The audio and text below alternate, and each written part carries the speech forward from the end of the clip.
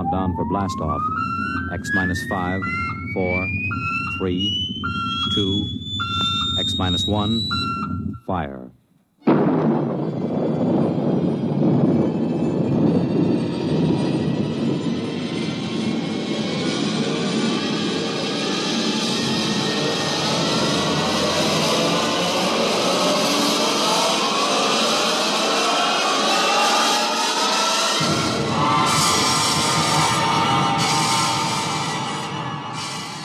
From the far horizons of the unknown come transcribed tales of new dimensions in time and space. These are stories of the future, adventures in which you'll live in a million, could be years, on 1,000 maybe worlds.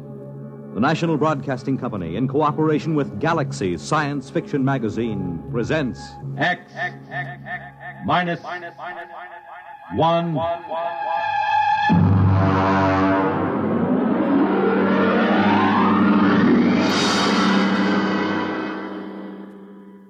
Tonight's story, $1,000 a Plate by Jack McKenty.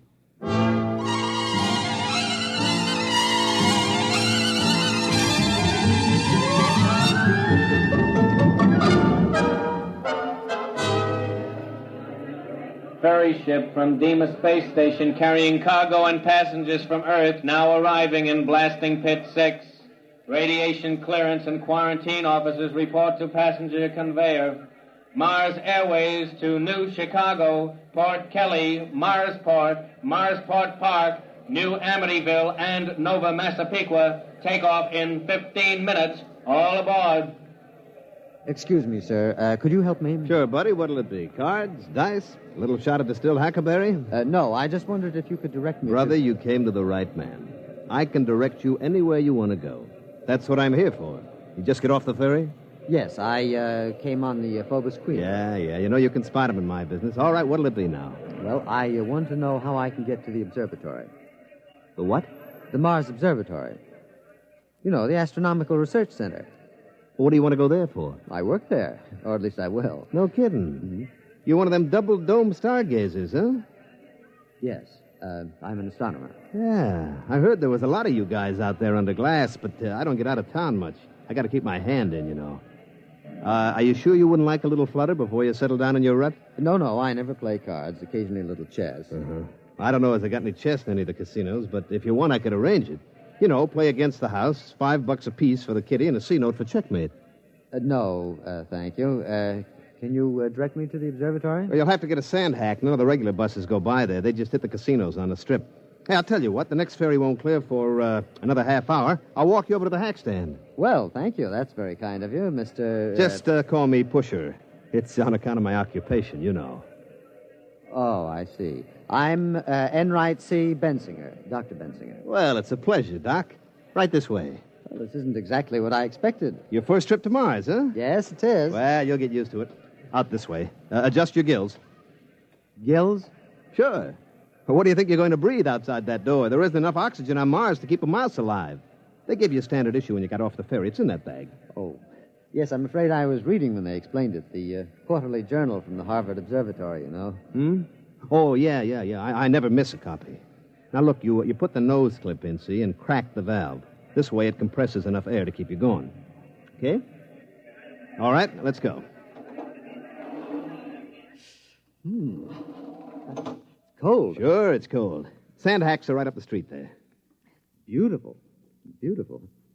All the colors in the sky.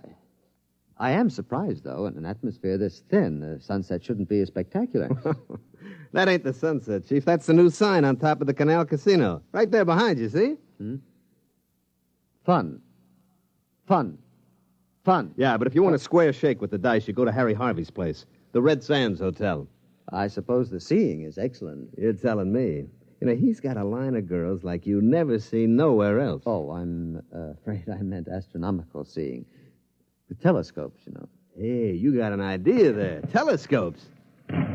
What's that? Nothing. Fireworks. It's a Mardi Gras. A what? Mardi Gras. You know, big party all over town. Parades, costumes, liquor, fireworks, gambling. You know, big celebration. Well, what's the occasion? An eclipse of the two moons. Oh, but that occurs very frequently. Oh, sure. You'd be surprised how much a Mardi Gras ups the take on the strip. Well, Here are the sand hacks, and look, don't let them hackies charge you more than $15 for the trip. Just tell them you know me. Just tell them Pusher sent you.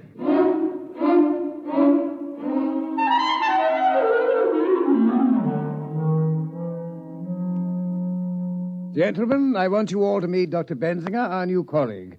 These are Drs. Fitz, Spiegel, Ortney, and Klein. I'm sorry to introduce you to our team at such a critical moment, but our situation is rather desperate. I'm afraid I don't understand. Spiegel, show Dr. Benzinger your plate. Here, just look at this. Just look. It took me 8 weeks working with the computer to plot this plate, and look. Look! It seems fogged. These streaks, I don't believe I've ever seen them on an astronomical photograph before. What are they? Skyrockets, that's what they are. Skyrockets. Morton, I tell you that they fired them in our direction on purpose. All right. Calm down, Spiegel. Calm down? Do you realize that it will be 12 years before this particular conjunction can be photographed again? Morton, you've got to do something. Couldn't you write a little note to the Chamber of Commerce and ask them to eliminate the fireworks? We've written a note every time a small boy lets off a Roman candle, and it was no use. I tell you, they fire them this way on purpose. I'm afraid that's true. The other directions around town are either oil refineries or homes of the casino owners. I don't suppose there's any chance of moving the observatory, then, out into the desert. My dear Dr. Benzinger, we'd have to bring in crews to tear it down, other crews to move it and set it up, not to mention breakage and replacement, which would involve more freight from Earth at $7.97 per pound, dead weight. As it is, the immense costs add up to a staggering total. Do you know what a single photographic plate costs us, counting overhead? $1,000. Well, then what is the answer? Another letter to the town council, I suppose. Let me write it this time, Dr. Morton. My grandmother used to have several rather picturesque phrases which I believe I could translate. No, Spiegel. Dignity, remember? We are an adjunct of Harvard University. Dr. Spiegel, I shall ask you and Dr. Benzinger to accompany me in person to the town council. Surely they cannot turn down a rational request in the interest of science.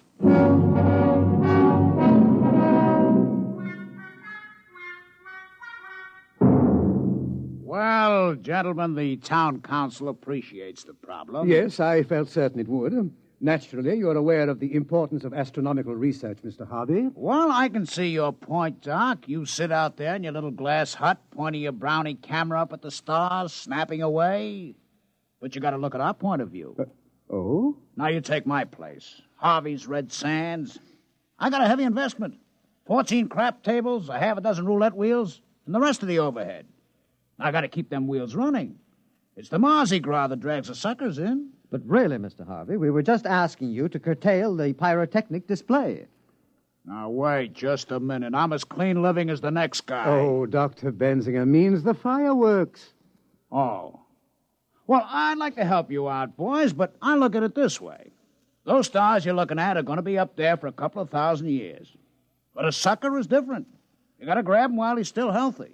But in the interest of science, surely the town council can't agree with you. Doc, the town council is made up of Joe Rocco, Pete Carney, Alex the Armenian, and me. We own the 4 biggest houses in town.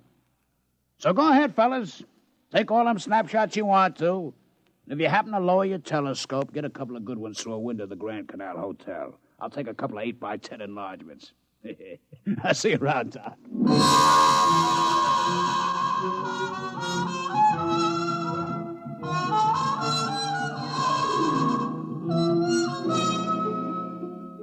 Well, I'm afraid the town council was no help. They just remain insensible to reason. Well, I'm afraid the only thing those gentlemen understand is money. My dear Dr. Benzinger, the smallest bet allowed in Mr. Harvey's establishment is approximately the same as your monthly salary.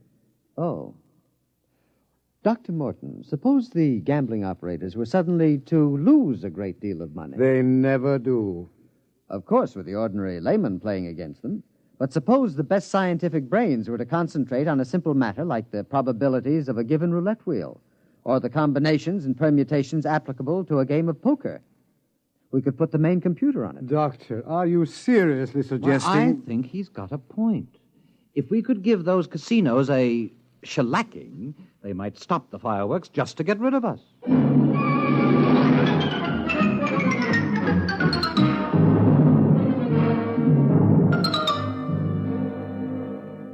Now, let me get this straight, Doc.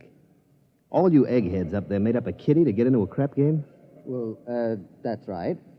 I thought you might direct me to the largest establishment, Mr. Harvey's place, I believe. Now, look, Doc, come over here. No, over here in the corner. Now, look, I'm a pusher. See, my job is to take these tourists by the lapel and shove them in front of a dice table quick, before they spend any of their letters foolishly on food and lodging. But these rubes, they come here expecting to get took. They don't miss it, you understand? It's all part of a good time. But you guys out there running your Harvard peekaboo racket, you're different. Now, what do you want to get mixed up in this for? You take your peanuts home and shove it in a piggy bank. Save up and buy yourself a new telescope or something. I appreciate your solicitude, Mr. Pusher, but I'm quite determined. Which way is Mr. Harvey's place? Well, if you've made up your mind, the bus leaves from right over there in about 15 minutes. Get a round-trip ticket, because Mr. Harvey don't want no suckers stuck without they got car fare away from his place. I shouldn't worry about that. Frankly, I expect to leave Mr. Harvey flat broke. I'll see you just before dawn.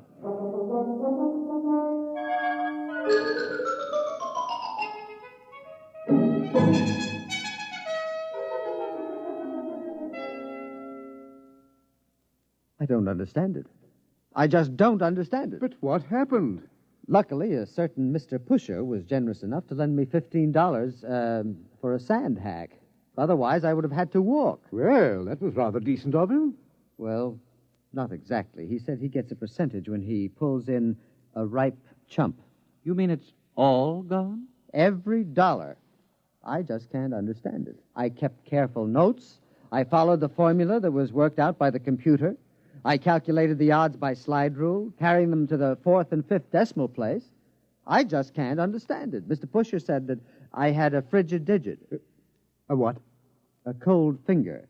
I gather that's the opposite of a hot hand.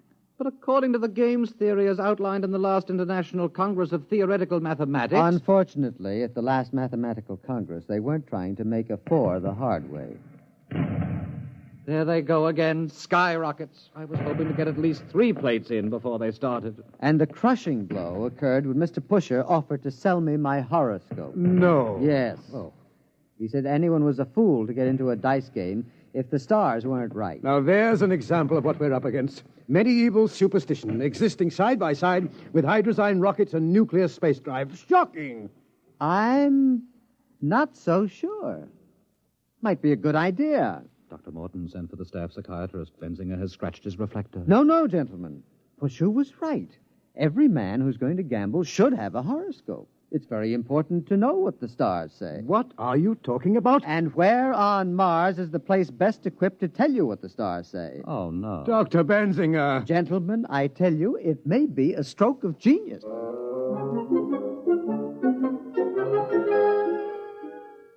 Hello? Is this the advertising office? This is Dr. Benzinger. I should like to place an ad. No. No, there will be no pretty girl. Just this. Free. For the first time ever, your horoscope scientifically cast by the staff of the famous Mars Observatory. Learn your luck, your future. Write or call Mars Observatory. No charge, no obligation. Yes, thank you. I'd like to run that every day until further notice. Pusher, Yeah, Mr. Harvey. did you do like I said? Yes, sir. I went out to the observatory just like you told me. You know, I had to share the sand hack with 5 other guys. I understand the bus company's putting a route out there. A big crowd, huh? Sure, Mr. Harvey. You know, them horoscopes they're giving there, the only thing on Mars that don't cost the tourists any money. All right. What happened? Well, when I got out there was this Doc Benzinger, you see, all dressed up in a dunce cap with stars on it or something, in a big robe. They showed us all around the place. You never saw telescopes as big as that. All right. Skip the travel line. All right, well, finally they took my name and my birth date, my collar size, and they run it through this computer. You should have seen that thing. Lights and bells. I'm telling you, it looked like the biggest pinball machine you ever saw. I kept waiting for it to tilt. The horoscopes. Yeah, well, they give it to me finally. I mean, the first couple of pages is the ordinary bourgeois about the sun and the moon and the stars. But on the 4th page, that's the kicker. What'd it say? Well, it said that I'd be real lucky at most of the gambling places, but I'd lose my shirt at... boss, you're not going to like this. Go ahead. I'd lose my shirt if I played at Harry Harvey's place. Pretty shrewd. You know, for a bunch of scientists, they're pretty smart. That isn't going to work. Who in his right mind is going to pay attention to a lot of hooey like that? Sure, Mr. Harvey. Can I go now? What's your hurry? Well, I'm going over to Purple Flamingo to play a little poker. I mean, after all, they say I'll be lucky any place but here. I mean, you can't argue with science.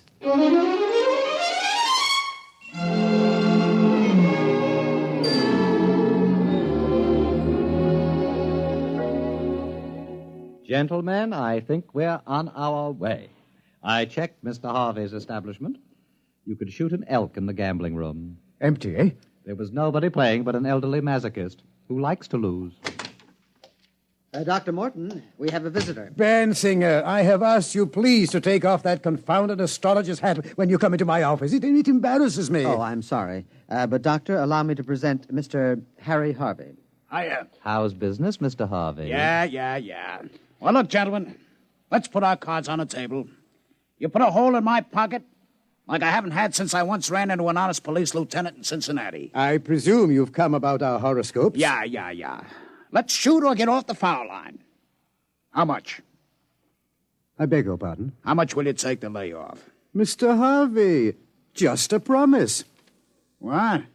You're on the town council, Mr. Harvey. Now, the next time the question of tourist entertainment is discussed, we want you to vote against any fireworks display. Well, sure, that's no problem, but look, I'm only one vote. Oh, don't worry, Mr. Harvey. Every one of the casino owners on the council will have his turn to be mentioned in the stars. Yeah? You going to knock us all one by one like a flight of ducks? Well, that's the general idea. I got to hand it to you. I got to take off my hat to you. Mr. Harvey, we're desperate. We cannot afford to let valuable and irreplaceable photographic plates be spoiled by fireworks. Okay, you win. But listen, here's $5. $500? But we couldn't take it, Mr. Harvey. I've already explained. It's not for me. I want you to take a full-page ad and do the Purple Flamingo in your next horoscope. I'd like to see Joe Rocco's face when he gets a load of it. All right, Mr. Harvey. We'd be glad to take him next. Oh, and one more thing before I go. Can I look through the telescope? I never looked through one before.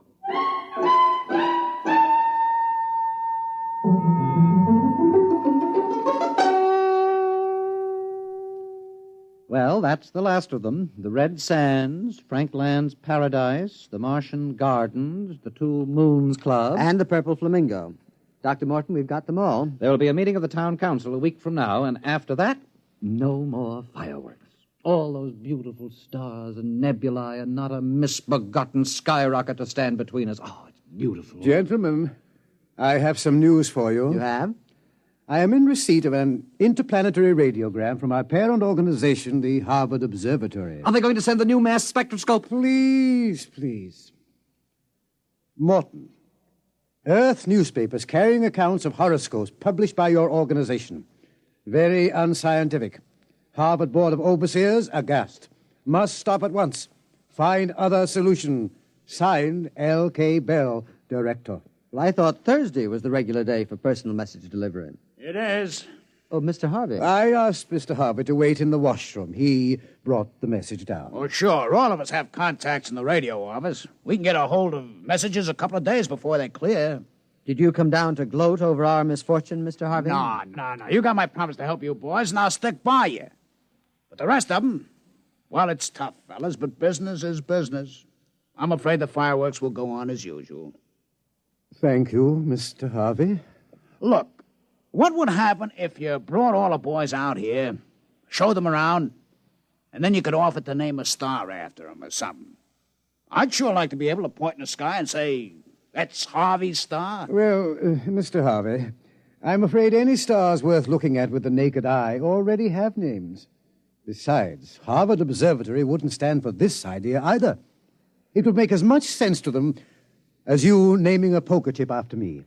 But, Dr. Morton, we've got to think of something. We tried rigging up a photoelectric cell. It closes the shutter when a rocket goes up, but it cuts the exposure time too much. But if we can't get these plates, we may not be able to duplicate them for years. Why, right now they're preparing the first trip to a newly discovered planet.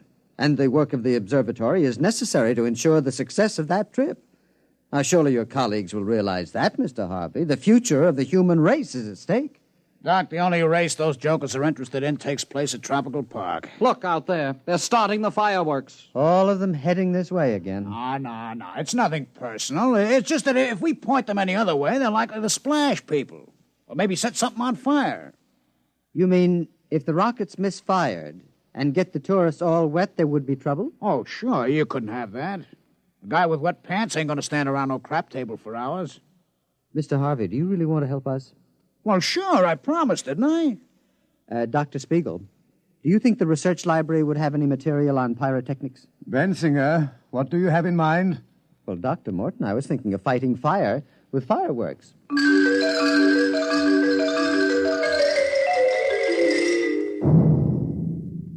Careful with that match, Harvey. Oh, don't worry. With the oxygen around here, you need a blowtorch to light a cigarette. Have you got the rockets ready, Dr. Bensinger? Well, here they are in the launching racks. I've got all my instruments, compass, a clinometer, an azimuthal radioscope, and a blowtorch. Well, what are we waiting for? Spiegel. He's bringing the calculated trajectories from the computer. Say, I don't know if I like this. What if they miss? Or they go off too soon or something? Oh, nonsense, Mr. Harvey. You forget. We're scientists. Here are the figures, Bensinger. We double-checked them on the master computer. All right, then, let's go. They'll be starting the official fireworks any minute. Azimuth 360.3570. Check. Elevation 49.3740. Check.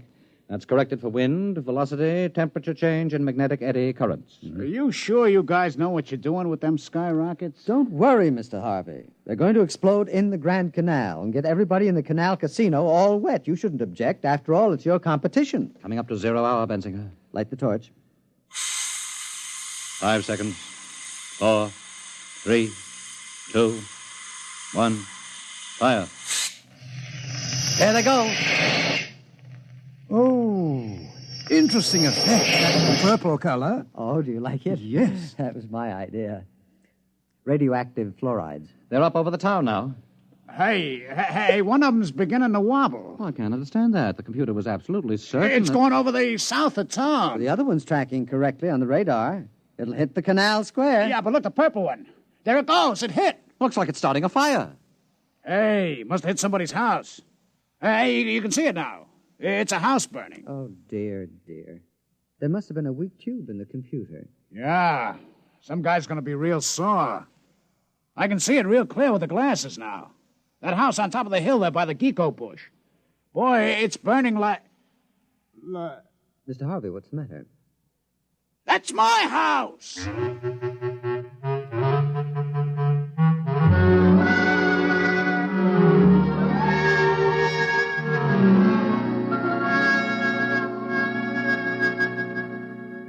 Dr. Bensinger, I've called you in to read a letter that I've written to Mr. Harvey. Oh, do you know his address? I believe he's staying at his gambling establishment. His house was a total loss. Yes, well, yes. This has been a very difficult letter for me to write. I believe the letter is academic, Dr. Morton. Mr. Harvey is outside. Oh, he is? With two very large gentlemen with bulging pockets. Oh, dear. Oh, dear. I don't know what to say. Well, Mr. Harvey, what a surprise.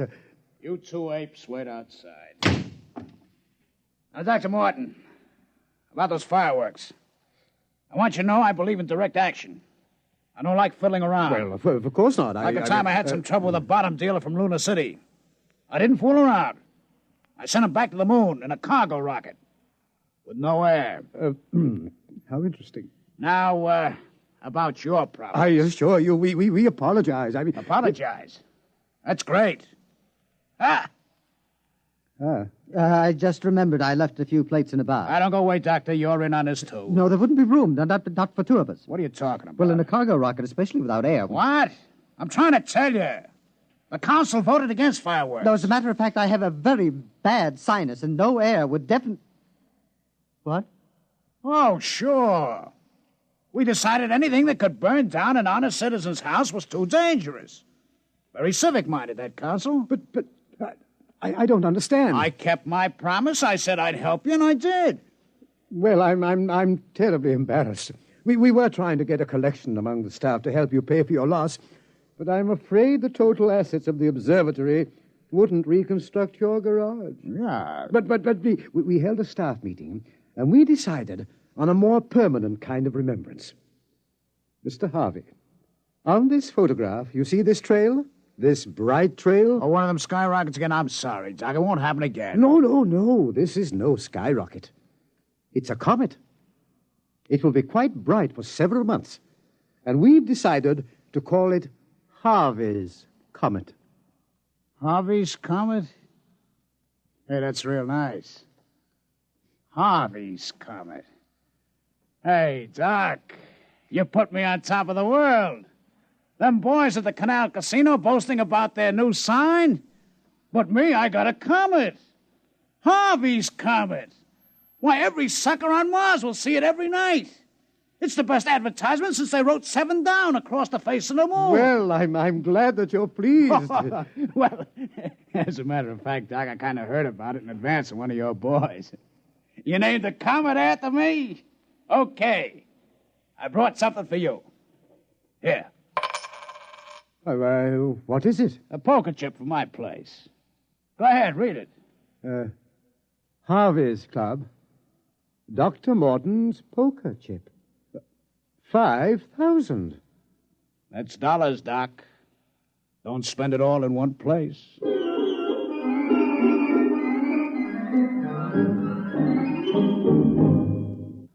You have just heard X-1, presented by the National Broadcasting Company in cooperation with Galaxies Science Fiction Magazine. Your announcer, Fred Collins. X-1 was an NBC Radio Network production.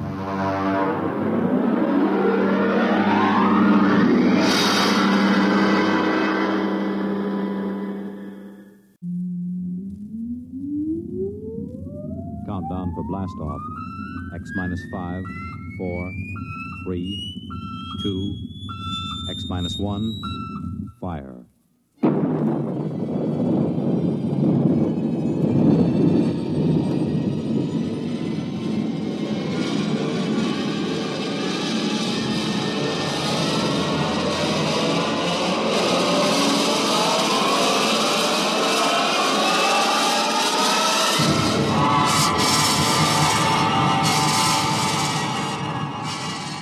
From the far horizons of the unknown come transcribed tales of new dimensions in time and space.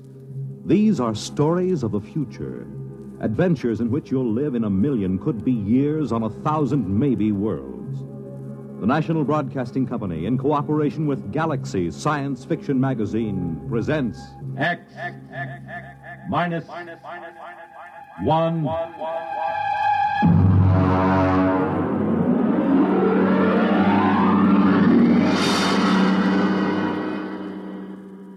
Tonight, Student Body by F.L. Wallace. Our story in 1 minute.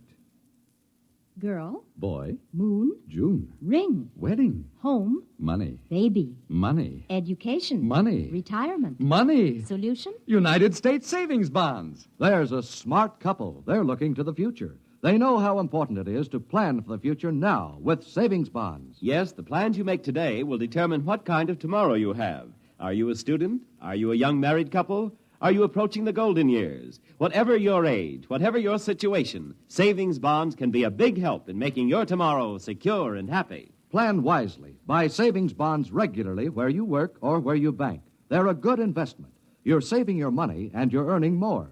Series E bonds pay 3% interest compounded twice a year when the bonds are held to maturity. And savings bonds are as safe and sound as America itself. What's more, they're protected against loss or theft. For the big things in your life, be ready with United States savings bonds. And now, Student Body by F.L. Wallace.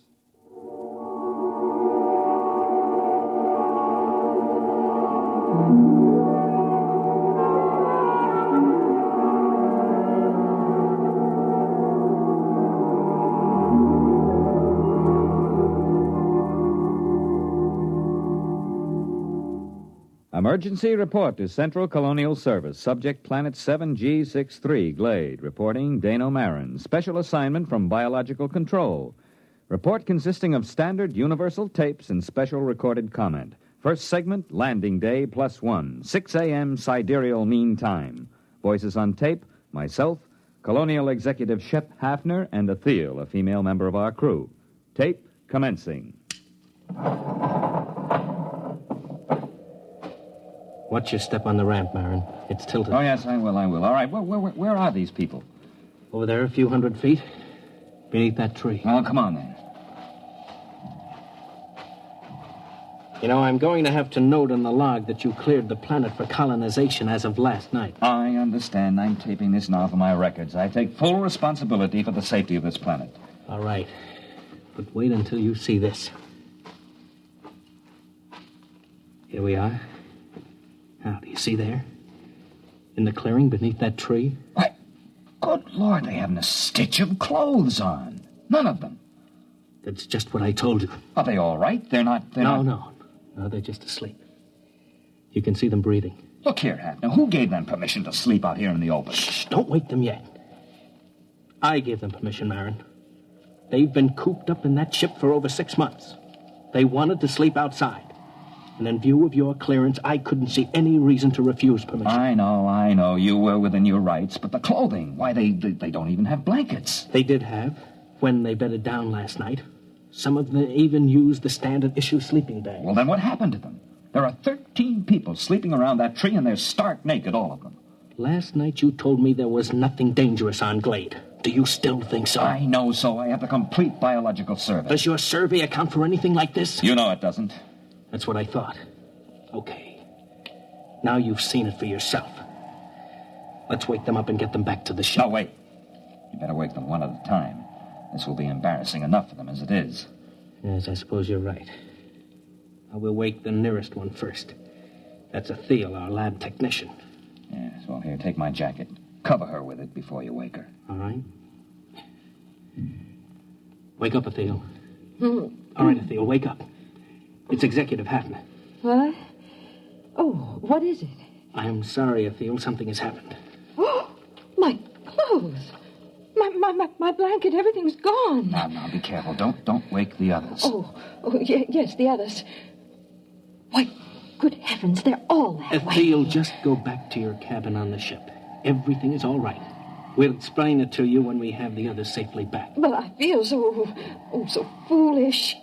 How could this happen? What's the meaning of it? Now, just get back to the ship. Your clothes back there are perfectly safe. Yes, all right. Well, thank you. You told her we'd explain it later, Hafner. Do you think we can? That's your job, isn't it? This planet is as new to me as it is to you. You're the biologist. What destroyed their clothing? It would have to be something that could destroy both blankets and clothing without waking the people. Nocturnal insects? Ordinarily, I'd say that was a distinct possibility if it weren't for the fact that our surveys show no evidence whatsoever of any such insects on Glade. Your survey could have missed them, couldn't it? Not if they existed in any great quantity. Besides, if insects were the answer, there should be some kind of evidence of them right here in the area where Athel was lying. Certainly one or two of them would be crushed when she rolled over in her sleep. Well, that sounds reasonable. Now, look for yourself. There's absolutely no sign of anything at all here. Well, what about some chemical, some vapor oozing from the ground? No chance at all. I'd rule that out completely. Then what? Well, there's the tree itself. I suppose it could exude some sort of a chemical that might dissolve cloth, but I can check that in the lab. Well, we'd better arouse the rest of these people and get them back to the ship. Hey, wait. What? What is it? Why, it's some kind of an animal. Just caught a glimpse through there. Ah, there he is. Yeah, you see behind that bush? Yeah, it looks almost like a chipmunk. Yes, and he's feeding on something. Why, it looks like a piece of cloth. Marin, do you think that... Shh, he doesn't hear us. I'll just ease up to him now. Closer. Now. You got him. Oh, well, hey, you little devil. Watch out, Marin. He's got sharp teeth. You're telling me. Easy there, boy. Easy. Like to have your head stroked? Sure you do. That's the boy. He's calming down. Yes, look at that. He's nestling in the crook of my arm, almost like a kitten. Almost. Marin, I hope you don't mind short sleeves. Now, what do you mean? He's already eaten half the sleeve off your shirt. I think we've found the answer to our problem. The animal was a small furry mammal resembling an Earth-type rodent. Its overall length is 14 centimeters, weight 512 grams. Fur stringy and sparse, color a light beige, indicating no particular protective coloring. The animal was placed in a special cage in a biological laboratory aboard ship for further study. Next tape, landing date +2. Can we exterminate it? It's quite a job. How about locally? Hardly. It's ecologically basic. Look, Marin, you're from biological control. I've just got an executive's rating. Well, look, you know how control works. They send a survey ship over and record the neural currents of the animals. They get everything that has a brain, including insects, and they take a few specimens to check the patterns. Now, here's the report on Glade. The survey shows that this animal is one of only 4 species of mammals on the planet. It is also the most numerous. So if we kill them off here, others will swarm in from other areas. Yes, that's about it. There are probably millions of them around the planet. Of course, if you want to put a barrier across the connection to the mainland, you might be able to wipe them out locally. Look, Marin, I've got a tight schedule. I can't spare dirt-moving equipment for that. By the way, what do they eat? Well, as far as I can see, anything. Insects, fruit, berries. You could call it an omnivora. Now that our clothing is handy, it eats that, too. I thought our clothing was supposed to be vermin-proof. It is on 27 planets. On the 28th, we met up with a little fella that has better digestive fluids, that's all. Oh, he's eating a leather belt right now. Yeah. Are they likely to bother the crops we plant? They shouldn't, but then I would have said the same thing about our clothing. All right, Marin, you worry about the crops. Find some way to keep them out of the fields. Meanwhile, everyone sleeps inside the ship until we can build dormitories. Biological examination of omnivora posed this question. Why only 4 species of mammals on Glade? No reptiles and only a few birds. On all comparable planets, a large variety of species. Nearest Earth parallel, fossil remains from the late Carboniferous show creatures like the omnivora, but on Glade there appears to be no further evolution. Next tape segment, L+22, place, temporary warehouse, Quartermaster Crone, and myself. There you are, Mr. Marin. They got in every seat, sack, and barrel in this part of the warehouse. Well, what makes you think it's mice? Look, I've worked in grain elevators for 30 years in Kansas. Look at the way that sack is gnawed. And look over there. Droppings. Well, it's not exactly... I know. So they're mice-like. I want to know how to get rid of them. Have you tried poison? You tell me what poison to use, and I'll use it. They got into a 100-pound sack of arsenic and went through it like it was whipped cream. Well, how did they get in? It's a fused dirt floor, isn't it? It should be pest-tight. But see, there are cracks along here. They must have burrowed through. They were loose in here, and we don't have time to build another warehouse. They've got to be controlled here. Well, catch me a few of them alive, and I'll see what I can do. Next morning, a dozen live specimens of mice-like mammals were delivered to the lab. No 2 of them were affected by the same poison, and the poison developed to control the omnivora was completely ineffective. Alternate discussed with Executive Hafner and Machinist Tully of Computer Engineering. Next tape, L+24. Hafner, Tully, and myself. I tried it out yesterday, Mr. Hafner. I think I've got all the bugs licked now. Tully, I don't want any more metal used than is necessary. This isn't standard authorized equipment. You're not dealing with a standard authorized problem. Are you ready to activate the device? Sure thing. Here, help me get it down from this assembly bench down on the floor. All right. There you go, Kitty. Now, what do you think of her? A robot cat. Well, I still think we need at least 3 of them. Mr. Marin, inventory on colonial expeditions is always short. 1 will have to do. All right, Tully. Show us how this mechanical mouse catcher operates. You better get out of the way, Mr. Marin. If you've touched any of the mice in the lab, she'll go for you. She reacts to smell as well as sight and sound. All right, Tully, start it up.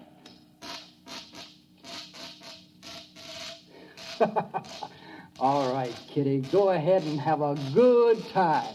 Why, she moves like a cat. You know, I wouldn't bet a plug nickel on any mouse in the same warehouse with that baby. Robot cat device proved relatively successful in Warehouse 1. Rodent damage held below danger margin. Next tape, L+37. Tully, Hafner, and myself. I can't salvage it, Mr. Hafner. Just look at that. That skeleton was chrome steel. Now it's bent. The skin was duroplastic, and now it's cut to ribbons. The computer parts are all smashed to bits. How do you account for it, Tully? Well, look around the poor thing. You had me build it for mice. These things weren't mice. They're a good foot long. They just outnumbered him, that's all. You examined these dead animals, Marin? Not closely. Well, you'll find your mice have grown. They ganged up on that cat. There aren't supposed to be any rats on Glade, are there? Well, there weren't supposed to be any mice either. What are you going to do? We'll have to build another warehouse. 2-foot-thick fused floors. Wait a minute, Mr. Hafner. To do that, we'll have to stop all other construction. The atomic generator Why not won't... build more robot cats? You weren't here when we opened the doors, Marin. The warehouse was swarming with rats. Tully, how many robot cats would we need? 5? 15? We don't have enough parts to build more than 3. If we need more than that, we'll have to rob the computer in the spaceship. And that's one thing I refuse to do.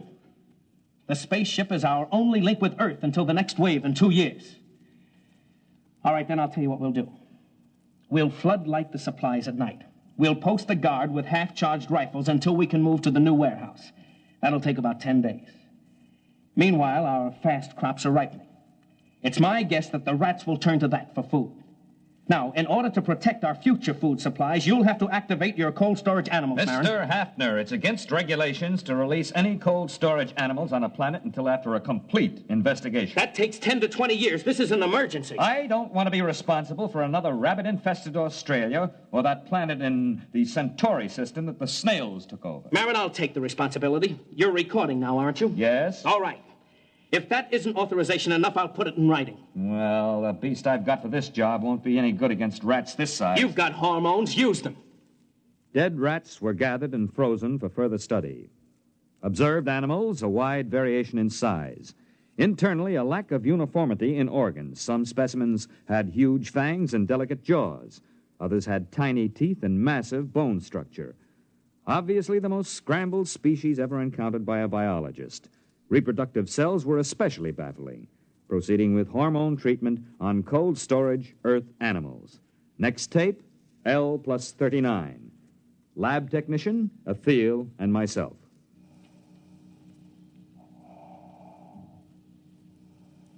First one is coming out of it, Mr. Marin. Yes, that makes 85% viability. That's not bad. All right, fella, now take it easy, take it easy. Oh, he's a cute little fella. But he's tough. That's a wire-haired terrier. They're small, but they've been used for ratters since the Middle Ages. Do you think he's nearly ready for the hormone course? I think so. All right, first pituitary injection. Ready. All right, now, this is going to hurt just a little fella. Oh. Yeah, it's a dirty trick, isn't it, jabbing you with a needle when you're fresh out of the deep freeze? But don't you worry, fella. You'll be glad you had it. You'll stand a better chance against those rats when we work you up to about a Great Dane size. L+50, artificially enlarged terriers loosed in the fields of the fast crops. Following tape, field observation of terriers. Executor Hafner and myself.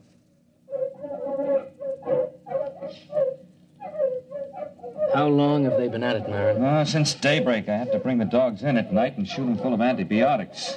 Will the dogs last? Well, this crop will be harvested in about a week. We'll make that.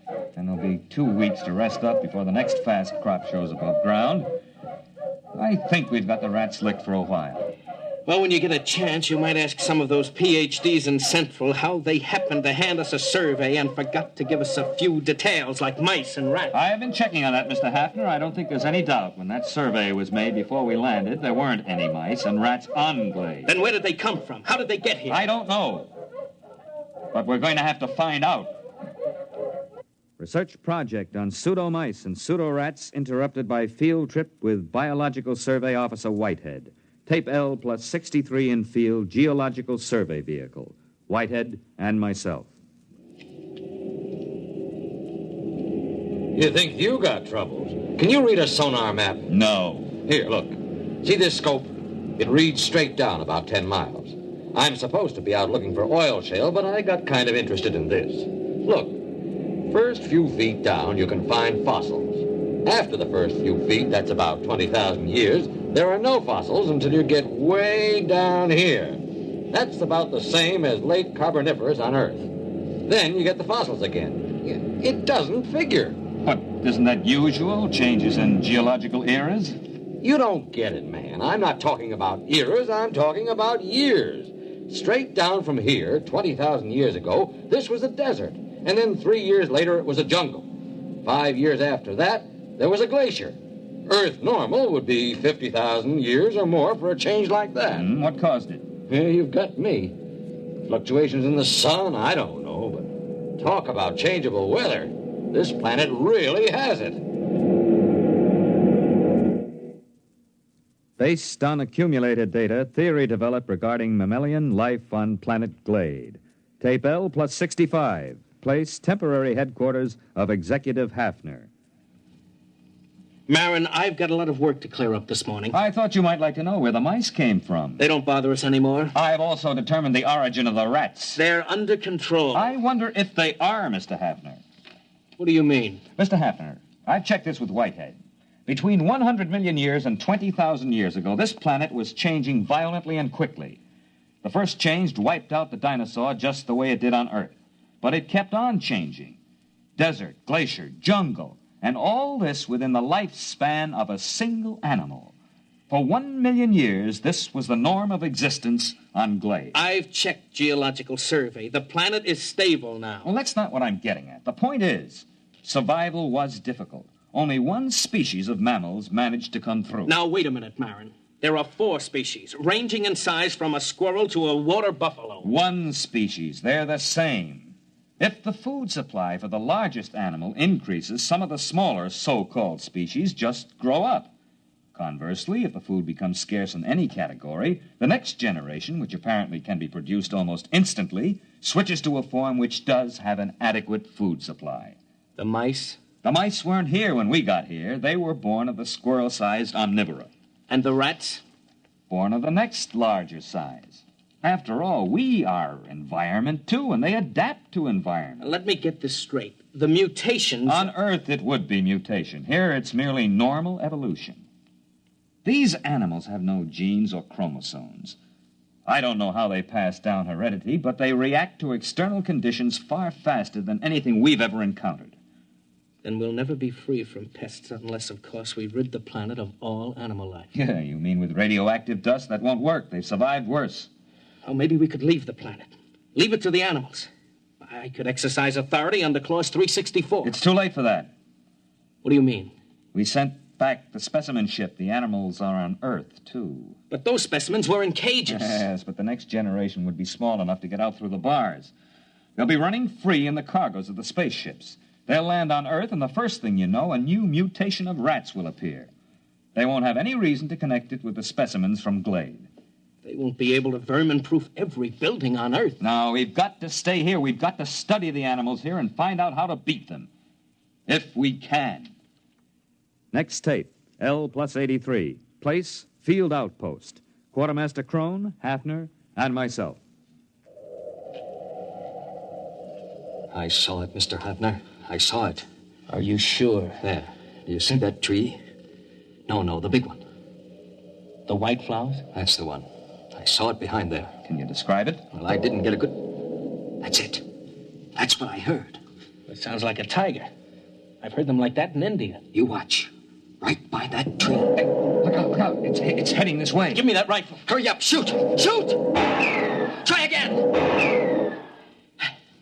I've got it. Come on, let's take a look. Now, look out. It might be still alive. No, I hit it square with that second charge.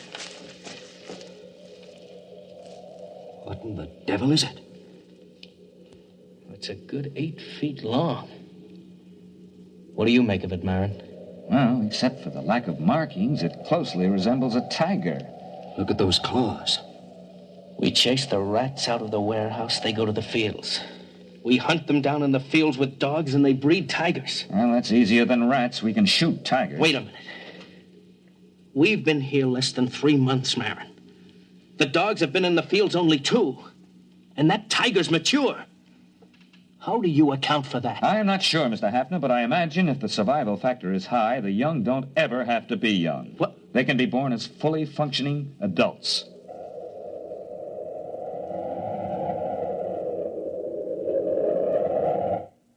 Development report. Mice under control. Field rats under control by terriers. Tiger-like animals under control with searchlight and rifle. Additional complication. The original animal developed an appetite for electrical insulation. There is no protection except to keep the power on at all times. The last tiger-like animal was seen at L plus 130. After that, the attack ceased. By L plus 2 years, the animal seemed to have been controlled in all its forms. However, 3 months before the next colonists were due, a new animal was detected. Food was missing from the fields. Dogs were useless. The animal seemed to roam the fields, and the dogs did not attack. Patrols were unable to find the animal. Tape L plus 2 years. Hafner, Engineer Tully, and myself. Now, here's the way I'm rigging it up, Mr. Hafner. Whatever it is, it spotted the photoelectric cell rig. So I've worked up an alarm that reacts to body radiation. You're sure the animal won't spot that? Well, I'm burying it in the field. Then we'll move the visible alarms to another field. All right, Tully. As soon as the alarm goes off, notify Mr. Marin and me. Do you understand? Yes, sir. Just as soon as the alarm goes off. L2 plus 15. Radiation alarm sounded. Place, field station, Hafner, and myself.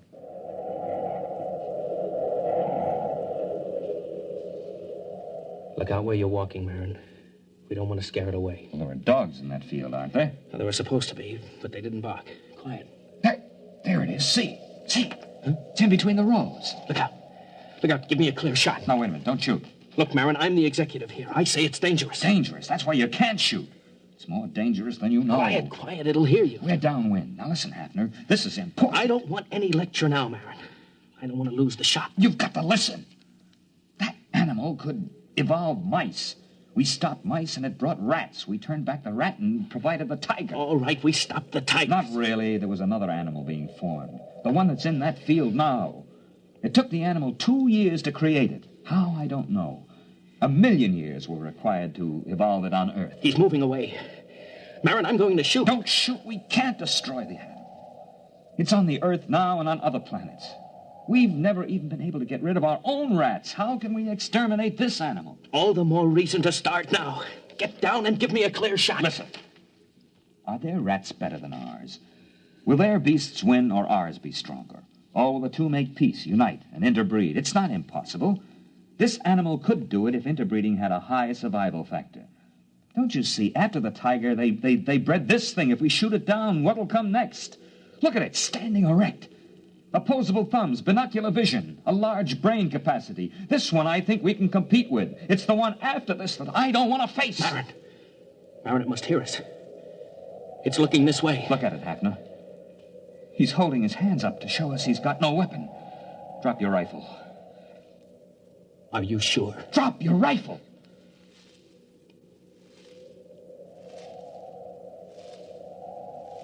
He's coming this way. He's got one of those white blossoms in his hand. Yes. Must be a sign of peace. Wait. It looks almost like a man. I wonder what's inside that body.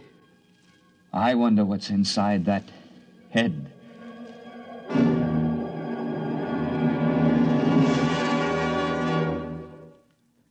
You have just heard X-1, presented by the National Broadcasting Company in cooperation with Galaxy Science Fiction Magazine, which this month features Verbal Agreement by Arthur Sellings, the story of an unsuccessful poet who was forced to ask what it was the aliens could want that was half as precious as the skins they wouldn't sell.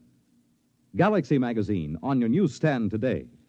Tonight, by transcription, X-1 has brought you Student Body, a story from the pages of Galaxy written by F.L. Wallace and adapted for radio by Ernest Kenoy. Featured in the cast were John Raby, Bob Hastings, Kate Wilkinson, James Stevens, Charles Carruth, and Merrill E. Joels.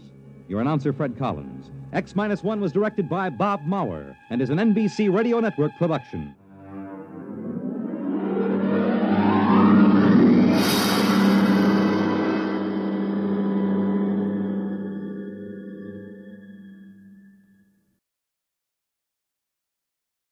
Suppose you met a man in a tavern and he told you quite seriously that he wasn't a man at all, that he was the last Martian left alive. Well, that's what happens to a newspaper reporter next week when he is sent out on what appears to be a routine crank story. What happens next, though, is very far from routine, as the interview leads to a whole succession of astonishing events.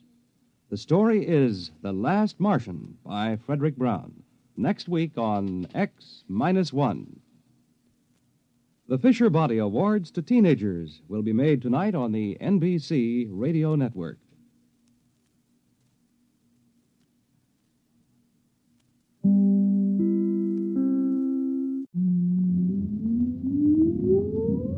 Countdown for blastoff. X-5, 4, 3, 2, X-1, fire.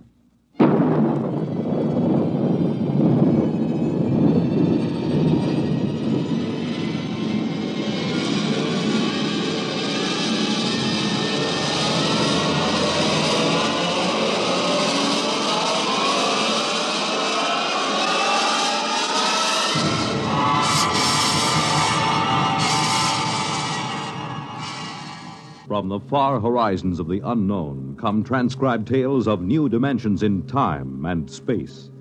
These are stories of the future, adventures in which you'll live in a million, could be years, on 1,000 maybe worlds. The National Broadcasting Company, in cooperation with Galaxies Science Fiction Magazine, presents X minus 1.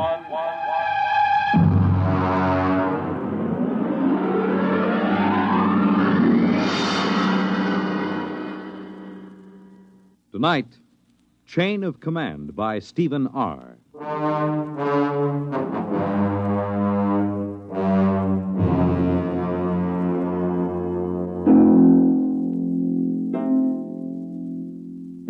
This is about George. He's a friend of mine. Lives right here at the Brookside Atomic Laboratory with his family. My name is Charlie Boyle, by the way. I'm a security guard here at the lab. Been here now for, 20 years, I guess. Of course, they don't use the lab anymore. Lots of weeds and things, and, I stick around. There isn't really any place to go. Oh, well, I'm getting away from it after all. This is about George. Some of it I knew myself. A lot of it he told me after it was over. It began, it began the morning after George's wife lit into him. I think, George, the least you could do is complain. After all, are you a mouse or a man? Clara, what's the point of complaining? It'll just start trouble. We do live at the laboratory. We have some rights. The best thing we can do is just stay right where we are. But it's dangerous. There's nothing dangerous about it, just so long as we know what we're doing. I'm not thinking about us. I'm thinking about the children. The children know where they mustn't go. George, I will not go on like this without a moment's peace of mind. If you had the slightest concern for my welfare or for the children's, you'd really... All right. I'll go talk to old Charlie, the security guard. Why not talk directly to the superintendent? Because of the complications. Now, I promise you I'll explain the situation to Charlie. He knows me. I've talked to him for over a year now. And he hasn't the slightest influence. I'll impress the seriousness of the situation on him. All right, but do it now. I will. And be firm. I'll be as firm as I can.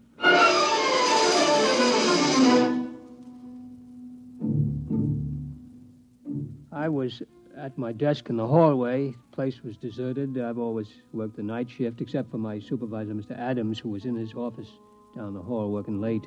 I remember I was sort of dozing off when I heard George's voice in my ear. Charles. Charlie. Hmm? It's me, George. Oh, yes, George. Yeah, how are you? Fine. Can I have a chat with you? Chat away. I got all night. Good. It's about the trap. The trap? The one outside our door. Oh, that trap? Clara, my wife, says it's dangerous. Well, now, She'd like it removed. Removed? Oh, no, George. That can't be done. Regulations? Regulations. Suppose you just removed it without telling anybody. Oh, they'd fire me, George. I see. Clara's afraid one of the kids might get hurt. Oh. How about taking it up with the supervisor? Mr. Adams. Why not? Well, it never occurred to me. Why not give it a try? Oh, I don't know. Mr. Adams doesn't even know you exist. Maybe it's time he found out. Well, it might get a bit sticky. Give it a try. Well, come on, Charlie. Be a good fellow. Haven't we been buddies for a long time? Oh, we've been buddies, all right, but, well, when it comes to something like Will this... you try at least? Clara isn't going to let me alone unless something happens. Okay, George. I'll give it a try.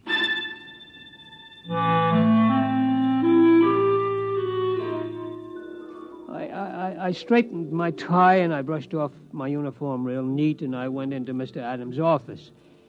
I could see the light under his door and I hear him on the phone, so I knew he was there. Edgar? Adams up at Brookside Lab. Uh-huh. How are things in Washington? No, nothing serious. Just want to have a fingerprint check on one of our scientists. Uh-huh. Yeah, number 7X4582. That's right. How's the missus? Good. Oh, excuse me a minute. There's somebody at the door. Come in. Oh, hello, Charlie. Mr. Adams. Edgar, can I call you back? Fine. Yeah, what is it, Charlie? Well, I'd like a word with you, Mr. Well, look, Adams. Charlie, I'm on the phone to Washington. Is it a security matter? Oh, in a way, Mr. Adams. Well?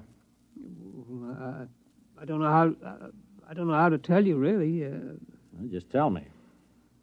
Well, sir, there's a mouse named George down in room 412 who doesn't want the trap outside his door. Well, that's just too... What? A mouse in room 412. He objects to the trap. Look, Charlie, I'm busy. Is this a joke or something? Oh, well, I guess maybe it is. I mean, I like a good joke as well as the next fella, Charlie, but, well, I mean, it's late and I got a lot of work to do. Do you mind? No, Mr. Adams. Yeah, well, that's fine. You just get back to your desk, huh? Okay, Mr. Adams. And, Charlie, yes, sir, yes. Next time one of the mice complains, tell him to come in here and speak to me himself. Yes, sir.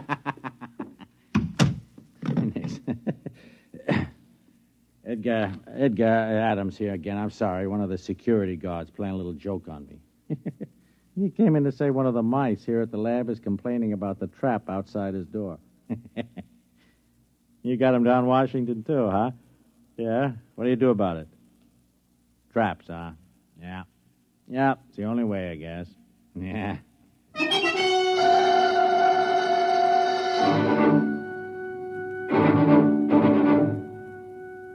Well, I went back to my desk. George was there, waiting. I could tell by his expression that he knew the answer before he even asked me. No soap, huh, Charlie? No soap, George. I guess I'll have to tell Clara. Yeah, I'm sorry, George. What'd he say? Well, he said if you've got a complaint, see him yourself. He said that, huh? Yeah.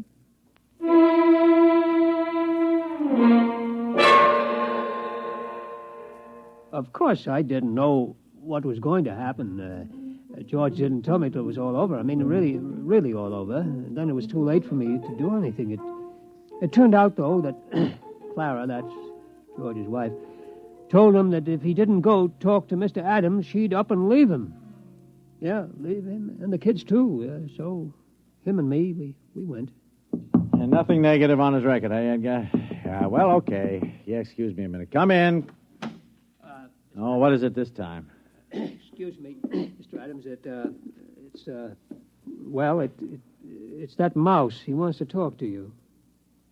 I'll call you back, Edgar. Now, look, Charlie, I mean, this is going far enough. Yes, sir. Yes, sir.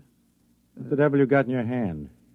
Well, this is him, sir. It's the mouse I was telling you about. George. Yeah, George. This is Mr. Adams, the security supervisor. How do you do? Huh? How do you do? Ventriloquism, huh, Charlie? Pretty good. Oh, it ain't ventriloquism, Mr. Adams. He talks. Yeah, sure he does. Well, look, now you had your little joke, and I got a lot of work to do. I'd like a word with you. Sure, that's remarkable. It really... Now, look, George, if you don't... George, suppose I just leave you here and step outside. Huh? That might be best. Excuse me, Mr. Adams. No, wait a minute. You can't leave that beast in here. He won't take much of your time. But, hold it. Leaving a mouse on my desk. Can you hear me all right? Yes, of course. What? I said, can you hear me? Some people have trouble. I'm going out of my mind. It's a hallucination. No, sir, a mouse. Listen to... What are you? A mouse. You know, cheese, rodents, all that sort of thing. Do you mind if I touch you? Okay, but take it easy. Careful, don't bend up the whiskers. You're real. Sure I'm real. Now, listen, about that trap. The trap? My wife is driving me goofy. Get it away from our front door, will you? Your front door, yes. Yes, of course, I'll... Are you sure you exist? I could bite you to prove it. Never mind. What about it? What about what? The trap. The trap. Yes, of course. Well, I mean, it's a security problem. Look, would you do me a favor? It depends. Tell me, how come you talk? Simple. My ancestors have been around this lab since it was built. We've gotten a lot of gamma radiation. A couple of them were used as an experiment to test radiation endurance. There were surgical operations, grafts of human brain tissue to mouse brain tissue to check the effects of the rays on human brains and so on. You follow me? Wait a minute. I remember there were some experiments where human brain tissue was placed in a mouse and then exposed. That's it. Those mice, the ones that survived, were my great-grandparents. Holy smokes. So what about the trap? I mean, we're nice, peaceful mice. We don't bother anybody. We don't eat much. We mind our own business. Wait a minute. You say your great-grandparents were the first of this talking line? I mean, are there many of you? 3 generations, Mac. That's a lot of mice. Tell me, have you talked to anybody besides me? Well, I talked to Charlie. No, I mean besides Charlie. I tried it with a couple of guys. They wouldn't listen. These others, what do you call them, your relatives, have they talked to anybody? Tell me. How should I know? I suppose they've talked to dozens of people. Where are these people they've talked to? The mental hospitals are full of them. It's a problem, see. We can talk to kids and, you know, the odd ones, but anybody else, they get scared. Uh-huh. So what do I tell Clara about the trap? Clara? My wife, Clara. Oh, well, it's a security problem. I think I'll have to take it up with Washington. Okay, take it up. Yeah, I'll dictate a memo first thing in the... No, I won't. They'll think I've flipped. Okay, I'll tell Clara. Now, wait a minute. Let me make a phone call. Sooner or later, this thing has got to be dealt with. Edgar, Adams at Brookside. Now, Edgar, old man, we have just encountered a rather unusual security problem here at the plant. Yes. No, nothing like that. Mice. Yes. Talking mice. No, Edgar, it is not a joke. I know we were joking a while ago, but it turns out there are talking mice here. Edgar, listen. Please, Edgar, will you listen? I'll put one of them on the phone. Now, listen, would you... Here, would you just talk, please? What'll I say? Just say anything. His name is George. Hello? This is George. I'm trying to get the authorities to remove the trap from in front of my... What? Yeah, let me have it, will you? Edgar, listen, I am not kidding, and I have not gone mad. This is on the level. In my office at this moment, there is a mouse who talks. In this top-secret atomic laboratory, there are several hundred such mice, for all I know. Look, Edgar, you don't believe me, and I don't expect you to believe me. No, I don't want a vacation. Good night, Edgar. He doesn't believe me. We keep running into this all the time. George, are you really interested in doing something about that trap? Have you ever met my wife? Oh, of course you haven't. Wait a minute, I got it. I'm going to call for a top-level security conference at the Pentagon. George, will you come down there with me? Will you? We won't say a word. We'll just appear. Washington? First-class accommodations. We'll get you the best suite in town. Do you like cheese? Do I like cheese? Can you get provolone down there? Get what? Provolone. We'll get it. All the provolone you can eat. I've never traveled before. George, you'll love it. You'll love it. Chance to get away from the wife for a while, huh? What do you say, boy? You and me, huh? We'll live it up down there. Look, I know a couple of girls. I seem to recall they had mice in their pantry. I don't know. I'll have to talk to Clara. Look, tell her it's the only way to get action on the trap. Make it sound big, you know. You hate to go away from her, but it's for the kids. What do you say, pal, huh? Well, okay. Attaboy. Operator, get me chief of security at the Pentagon. Make it fast. This is an emergency.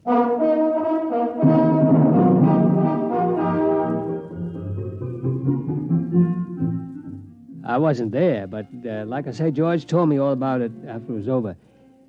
Seems him and Mr. Adams went down to Washington on a morning plane. George got a little plane sick, but he liked flying pretty good anyway. They checked in at the Statler, then went over to the Pentagon. Order, gentlemen, order. As a chief, I hereby convene the meeting. It's been called as a Priority A emergency session by Mr. Adams, who, as you know, is security chief at our Brookville Atomic Laboratories. Mr. Adams? Yes, thank you, Chief. Now, gentlemen, it may come as a shock to all of you. It did to me. But I've learned that some 1,200 English-speaking individuals have been operating freely within our top-secret laboratories at Brookville without any security clearance whatsoever. You did say 1,200? Actually, sir, 1,207. Who are these people, sir? Mice, Chief. Mice? Yes, sir, mice. I have one of them here with me. Somewhere. George. Here. George. Oh, there you are. George, would you just mind stepping to the center of the table? Right. Gentlemen, this is George. How do you do? Well, this is most remarkable. George is the result of an experiment conducted some years ago in which bits of human brain tissue were grafted into live mice to test radiation effects. And there are 1,200 of these inside the lab? 1,207. Without security clearance? Without security clearance. Oh. Well. Sir, Mouse? Call me George. George? George, tell me what you know. My wife wants the trap removed from our front door. She thinks it's dangerous for the children. Has she been cleared? Quiet, General. Well, a major lapse of security. I'm aware of the lapse, General. What about the trap? I refuse to countenance any act that will aid the entrance of more of these spies and saboteurs into the plant. Who's a spy? I'm a mouse. Tell me, have you overheard any conferences? Maybe a few. Seen any documents? My kids play in the secret document file. It's the safest place in the lab. Have you yourself ever seen any papers marked top secret? Seen them? Heck, I've eaten them. I believe this calls for some action, gentlemen. Mr. Adams, if you and this rodent will retire to the next room, I think we'll have a brief caucus. Yes, sir. George. Okay. Yes, sir. See you later, gentlemen. Listen, what about the provolone? Never mind. Well, I think we should try to forget for the moment that these creatures are mice and deal with them as security problems. Concur. Now then, the first question is one of loyalty. I raise a question at this point. General? Are these American mice? Well, I assume that... Well, but do we know? You have a point, sir. Perhaps we ought to get immigration in on this. Immigration? I'd say extermination. Before we do anything rash, General, I think we ought to learn more about these creatures, who they are, what their habits are, their loyalties, how much they know. Suppose this George creature won't tell us. We'll have to use every trick in the book. Now, I would suggest we first try the velvet glove. The full treatment.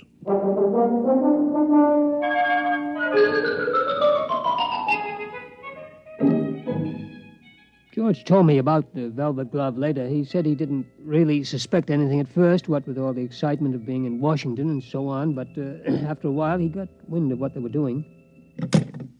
Room service. This is Mr. Adams in 712. Will you please send up a pound of provolone. Provolone, please. Cheese. Yes, and some more wine. Yes, fine. Right away, please. They'll have some more right away, George. Can't get enough of this stuff. Really delicious. George, have a little more wine. I don't mind if I do. This is the life, all right. It's a great town, isn't it, George? Stupendous. By the way, George, those documents you mentioned eating, do you remember what they said? Something about nuclear weapons. Listen, Adam, what about those girls you mentioned, the ones who had mice in their pantry? Oh, yes. How about giving them a call? Well, George, a little late, don't you think? Oh, the night's just beginning. All right, George, I'll give him a little call. 6. Yeah, if my memory serves. Hello, Gail. My memory serves. Bob Adams. Hi, just down on a quick business trip. How tricks, Gail? No, not a thing. By the way, did you still have mice? Mice? Yeah, but... You exterminated... Oh, I see. No, I don't think I'll have time this trip. I just wanted to call you up, say hello. Yeah, maybe next trip. Fine, my dear. So long. What'd she say? Unfortunately, the superintendent has a cat. I see. Wiped out? Wiped out. That's something I want to take up with my congressman before we leave town. We'll do that, George. George, have another sip of wine. You won't mind if I do. That's it. Now then, George, about those documents. Oh, you stop about documents. I thought we were in town for a good time. We are. Well, round up a couple of mice, man, and let's get with it. Mice, I'll tell you what, George. You wait here. I'll go out and I'll see what I can do, okay? Okay, but make it snappy, huh? I'm raring to go.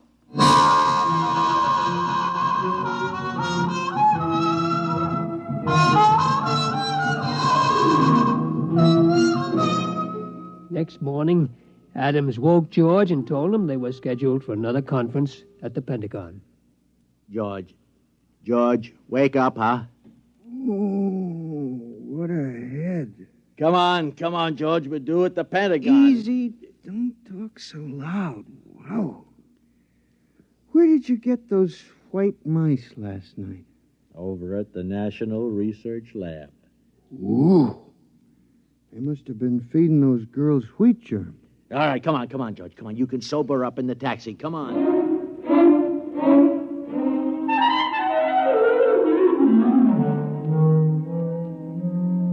All right, George, we've been beating around the bush long enough. Who are you? I've told you, I'm a mouse. My name is George. I live in a hole at the Brookville Atomic Laboratory. We know all that. We want to know who's behind you. Nobody's behind me. Listen, you guys don't have to be afraid of me. I'm only a mouse. It's the perfect fifth column, the ultimate weapon. Do you realize that you and your family are living inside a secret government installation without any security clearance whatsoever? I'm willing to be investigated. How do we know you aren't an agent for a foreign power? How do we know you aren't an agent for a foreign power? Preposterous. It'd be the perfect fifth column. Gentlemen, I will not remain here to be insulted by this creature. And I will not be insulted by you, sir. Gentlemen, good day. No, George, wait, come back. George, he went that way. Get him off. George. He's going into the wall. Grab him. Too late. He's gone. Well, men, this is it. We'll have to decide on a course of action. We've got to recapture him. Look, I think the first thing to do is get a cat. He's too smart for a cat. Well, something's got to be done. Something's got to be done. After all, these creatures have access to every secret file in the country. Not to mention eavesdropping on our private lives. The thing that bothers me is, gentlemen, they multiply in another 3 generations. There will be some 12 billion talking mice, 6 times the human population of the Earth. It's no matter for fooling around. Kill or be killed, gentlemen. The problem there is how. We have reason to believe they're concentrated in Brookville. I say evacuate all humans and blow up the plant. Use the H-bomb if necessary. I'm afraid you're right, General. We must exterminate. I'll phone Strategic Air Command and alert them. SAC, please. Hello, Bill. This is Ed. Listen, fuel up a couple of big ones. No, nothing serious, but we may want to use them in the near future. Just stand by, that's all. I'll call chemical warfare, get the best information on exterminating rodents. Hello? Hello? That's funny. It's gone dead. Hello? Hello? Something is wrong here. Sounds almost as if the line had been cut. Adams, get out an alarm for that mouse.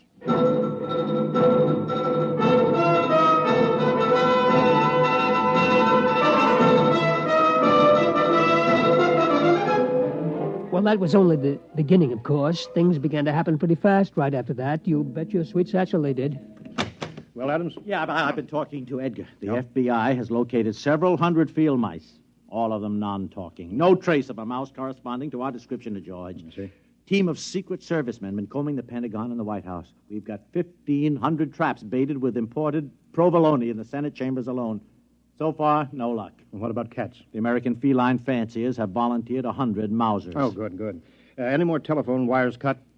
I'm afraid so, Chief, yes. He managed to gnaw through the private wire from the president's suite to the Pentagon. Oh, I see. Well, got it spliced. What about the top-secret file on that new chemical warfare agent? Is there any trace of that? They found the file, but he managed to chew out the key symbols. I'm afraid it's useless. Well, keep tracking him down. Yes, Sooner sir. or later, we'll get yes, him. Sir, yes, sir. Only one thing, Well, sir. what's that? I hate to mention it, really. Well, go on, man. Well, sir, the damage has appeared in such widespread places recently. Well, go on. Well, there must be more than just George. In fact, we're afraid he has reinforcements right here in Washington. But that's impossible. How? I don't know how, sir, unless... Unless what? Unless... Well, it seems, sir, that there were a couple of female white mice from the National Research Lab. You mean? Yes, sir. I'm afraid so, sir.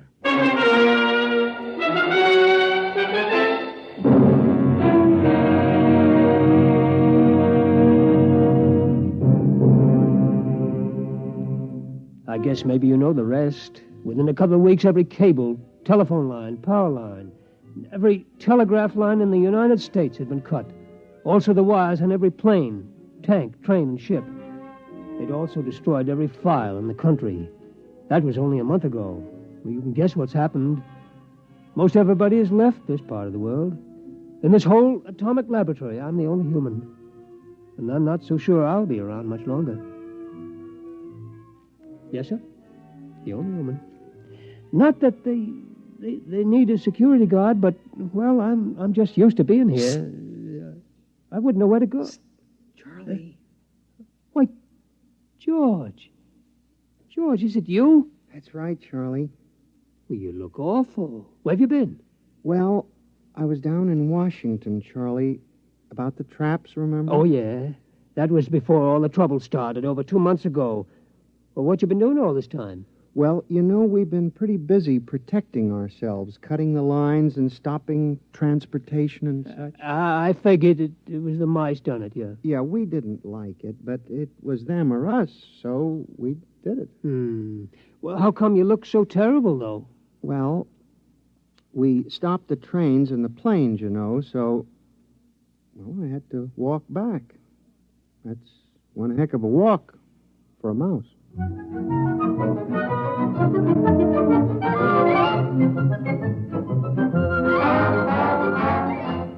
Like I said, this is about George.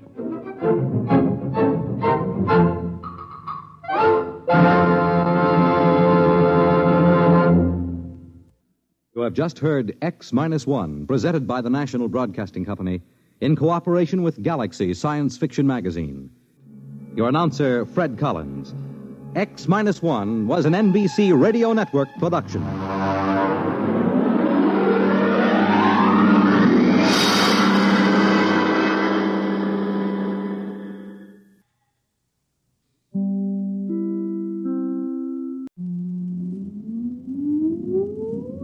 Countdown for blast off.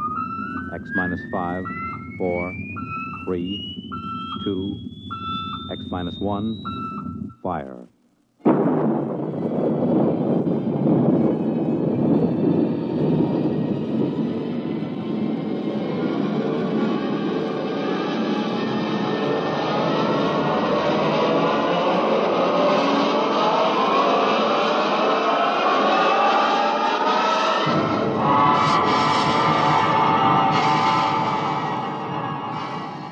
From From the far horizons of the unknown come tales of new dimensions in time and space. These are stories of the future, adventures in which you'll live in a million, could be years, on 1,000 maybe worlds. The National Broadcasting Company, in cooperation with Galaxies Science Fiction Magazine, presents X minus 1.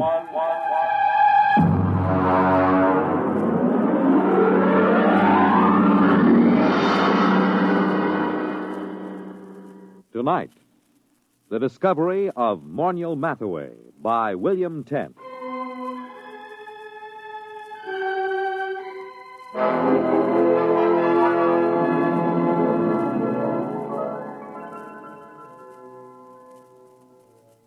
Everyone is astonished at the change in Morniel Mathaway since he was discovered. Everyone, that is, but me. They remember him as an unbathed and untalented Greenwich Village painter who began almost every second sentence with I and ended every third one with me. You see, I understand the change in him, because I was there the day he was discovered. We were talking about his discovery that day. I was sitting carefully balanced on the one wooden chair in his cold little Bleecker Street studio because I was too sophisticated to sit in the easy chair. Come on, Dave. Take a comfortable seat. Oh, no, Morny. Oh, no. I know about that chair. Now, what do you mean? It's the only comfortable chair in the room. Yeah, I know. Look at it. Broken down springs, very high in the front and low in the back. Sure, it conforms with the position of the spine. Yeah, sure. And when you sit in it, things begin sliding out of your pockets. Loose change, keys, wallets, anything. What do you do, Moyle? Pay the rent on your studio with that easy chair? Well, as a matter of fact, it is rather profitable. And that's why I'll sit on the wooden chair, if you don't mind. Oh, now, don't be bourgeois. Well, I notice you always sit on the bed. That's because I'm a good host. I see. Well, how's the painting going? Oh, great. Fabulous. You sell any paintings? No. You know, Dave, I can't wait for the day when some dealer, some critic with an ounce of brains sees my work. I can't miss, Dave. I know I can't miss. I'm just too good. Sometimes I get frightened at how good I am. Why, it's almost too much talent for one man. Well, there's always... Not that it's too much talent for me. I'm big enough to carry it, fortunately. I'm large enough of soul. Oh, good. I'm glad to hear it. Now, if you don't mind... You know what I was thinking about this morning? No, but to tell you the truth, I was thinking about Picasso, Dave. Picasso and Rouault. I'd just gone for a walk through the pushcart area to have my breakfast. You know, the old hand's quicker than the eye. Yes, I know. I've seen you do it. You're the only man I know who can ask directions to Houston Street and fill his pockets full of bananas at the same time. Oh, well, society owes the artist something. Mm-hmm. Anyway, I started to think about the art of modern painting. I think about that a lot, Dave. It troubles me. You do, huh? Well, I was thinking, who is really doing important work in painting today? Who is really an unquestionable great? I could think of only 3 names. Picasso, Rouault, and me. Well, naturally. Just 3 names, no more. Oh, it made me feel very lonely, Dave. Yeah, well, I can see that. But and then I asked myself, why is this so? Has absolute genius always been so rare? Why has my impending discovery been delayed so long? Oh, I thought about it for a long time, Dave. I thought about it humbly, carefully, because it's an important question, and this is the answer I came up with.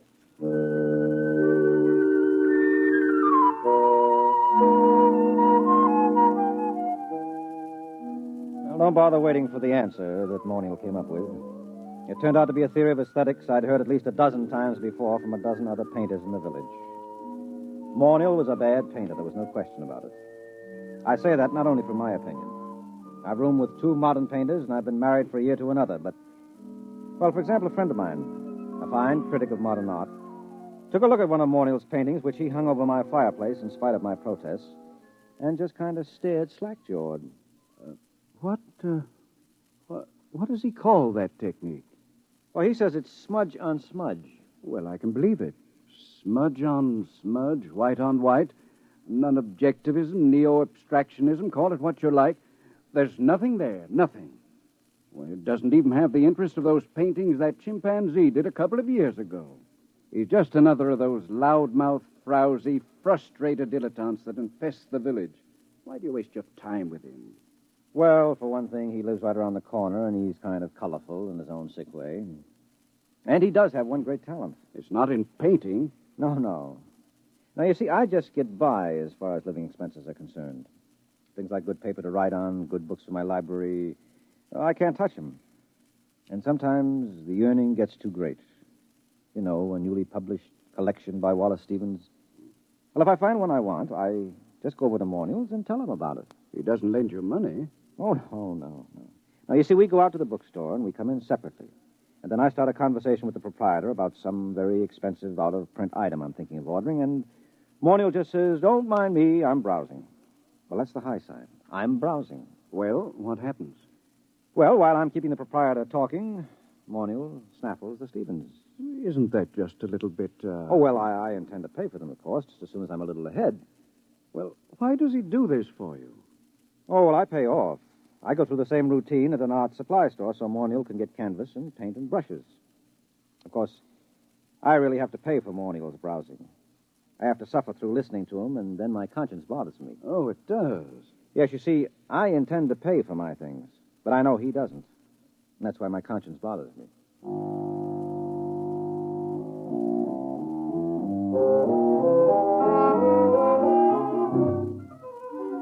Well, here he was the day he was discovered, sitting in his room, and Mornill was running on about his own genius. No, I can't be as unique as I feel. Other people must be born with the potential of such great talent, but it's destroyed in them before they can reach artistic maturity. Why? How? Well, let's examine the role that society plays in all of this. What's that? You got a hi-fi set? Nonsense. That's a crass materialistic concept that wait I a minute. should... Something is happening. Hey, when did you put the purple lights in? Purple?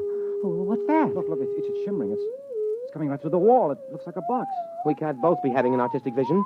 You're not the type. No, I'm not, and I'm not drunk either. Look out, something's going to happen. Mornill Mathaway? What? Who are you? Where'd you come from? You are Mornill Mathaway? Yes. My name is Glescu. I bring you greetings from 2487 A.D. Oh, 2487? A.D.? I realize this is a difficult phenomenon for you to grasp entirely, but here I am. We will now indulge in the 20th century custom of shaking hands. Mr. Mornill Mathaway? Oh, well, sure. Shake. Yeah. And you, sir? Yeah, sure. I don't mind. Shake. What a moment. What a supreme moment. Oh, well, what do you mean, what a moment? What's so special about it? Are you the inventor of time travel? Me, an inventor? No. Time travel was invented by Antoinette Ingeborg in... Well, that was after your time. It's hardly worth going into at the moment, especially since I only have half an hour. Why half an hour? The skin drum can only be maintained that long. The skin drum is, well, call it the transmitting device that enables me to appear in your period. There is such an enormous expenditure of power required that a trip into the past is made only every 50 years. The privilege is awarded as a sort of go-bell. I believe I have the word right. It is go-bell, isn't it? The award made in your time? Well, you wouldn't mean Nobel by any chance, a Nobel Prize? That's it, the Nobel Prize. A trip is awarded to outstanding scholars as a kind of Nobel Prize. Once every 50 years, the man selected by the Gardemax is the most preeminent, that sort of thing, you know. Up to now, of course, it's always gone to historians, or they frittered it away on the siege of Troy and the first atom bomb explosion at Los Alamos, or the discovery of America, things like that. But this year... Yes? Well, what kind of scholar are you? I am an art scholar. My specialty is art history, and my special field in art history is... What? What? You, Mr. Mathaway. In my own period, I may say without much contradiction, I am the greatest living authority on the life and works of Mornill Mathaway. My special field is you. Dave, did you hear that? Dave! I heard. Do you mean that I'm famous? That famous? Famous. You, my dear sir, are beyond fame. You are one of the immortals the human race has produced. That famous? That famous. Who is the man with whom modern painting in its full glory is said to have definitely begun? Who is the man whose designs and color have dominated architecture for the past 5 centuries? Who is responsible for the arrangement of our cities, the shape of our artifacts, the texture of our clothing? Me. You. No other man in the history of art has exerted such a massive influence over design. To whom can I compare you, sir? To what other artist in history can I possibly compare you? Rembrandt? Da Vinci? Rembrandt and Da Vinci in the same breath as you. That's ridiculous. They lacked your universality, your taste for the cosmic. Wow. Mr. Glescu, excuse me. Do you happen to know of a poet named David Danziger? Did much of his work survive? Is that you? Yes, that's me. Dave Danziger? Well, no, I don't think so. The only poet I can remember for this time and this part of the world is Peter Tebb. Tebb? Never heard of him. Then this must have been before he was discovered. But you see, I am an art scholar. Well, you see, checking my chronometer, I see my time is getting short. While it is an overwhelming delight for me to be standing in your studio, Mr. Mathaway, and looking at you at last in the flesh, I wonder if you would mind obliging me with a small favor. Oh, sure. You name it. Nothing's too good for you. What do you want? I wonder, I'm sure you don't mind, could you possibly let me look at your painting? The one that you're working on at this very moment. Well, sure. I have one right over here. Just, I'll pull the easel around. There you are. I intend to call this Figured Figurines number 29. Hmm? Oh, but this... What's the matter? Well, surely this isn't your work, Mr. Mathaway? Yeah. It's my work, all right. Figured Figurines number 29. Recognize it? No, I do not recognize it, and that is a fact for which I am extremely grateful. Could I see something else, please? Something a little later. Well, that's the latest. Everything else is earlier. Here, you might like this. Now, I call this Figured Figurines number 22. I think it's the best of my early period. Oh dear. You know, well, this looks like smears of paint on top of other smears of paint. Right. Only I call it smudge on smudge. But you probably know all about that, being such an authority on me. And now, here we have Figured Figurines number 12. Do you mind leaving these figurines, Mr. Mathaway? I'd like to see something of yours with color and form. Well, I haven't done any real color work for a long time. Oh, wait a minute. Wait. I have one over here somewhere, an old canvas. I was going to paint over it. Here we are. This is one of the few examples of my mauve and mottled period that I've kept. Oh, I can't imagine why. It's positively, Oh, dear. Oh, now, wait a minute. Let me show you some of my intestinal period. Here. Here's a particularly good one. It's called Large Intestine Rampant. You like it? Oh, please. I think I'd like to sit down. Well, take the comfortable chair. And here's another one called Small Intestine Incisive.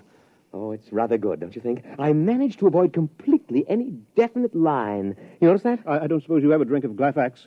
Oh, no, of course you don't. It hasn't been invented yet. Oh, now here's one that's bound to be great. It's one of my earlier smudge on smudges. It's called Fly Ash. I painted it by coating the canvas with slow-setting glue and leaving it out on the window for about 2.5 hours. Notice the delicate deposit of soot. Oh, please. Please, Miss Mathaway, please. Oh, I've got lots more. I don't understand this. All these canvases, this is obviously before you discover yourself and your true technique. But I'm looking for a sign, a hint to the genius that is to come, and I find... Well, how about this one? Here. Oh, please. Oh, take that away. Oh, dear. Oh, dear, no. Oh, look, I'll have to leave soon. I don't understand this at all. Let me show you something here, gentlemen. Here, a pocket edition of the source book. The complete paintings of Monial Mathaway, 1928-1996. Were you born in 1928? Yep. May 23rd, 1928. Here, look at the first painting. Well, that's beautiful. I mean, the color, that's incredible. Oh, well, that stuff. Well, why didn't you tell me you wanted that kind of stuff? You mean you have paintings like this, too? No, not paintings. One painting. Oh, I did it last week as a sort of an experiment, but I wasn't satisfied with the way it turned out, so I gave it to the girl downstairs. Would you like to look at it? Oh, yes. Very much. Well, here, I'll just toss your book on the bed. Come on, it won't take a minute or two.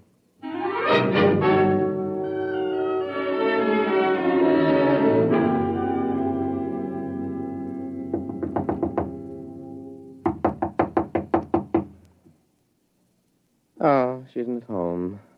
I thought she'd be home now.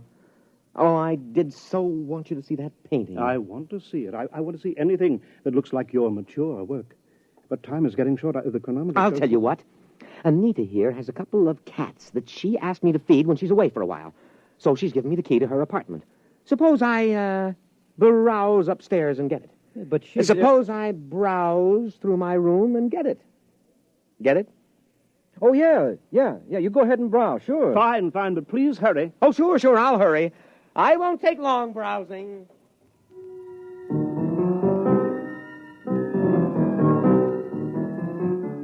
that was it, the high sign.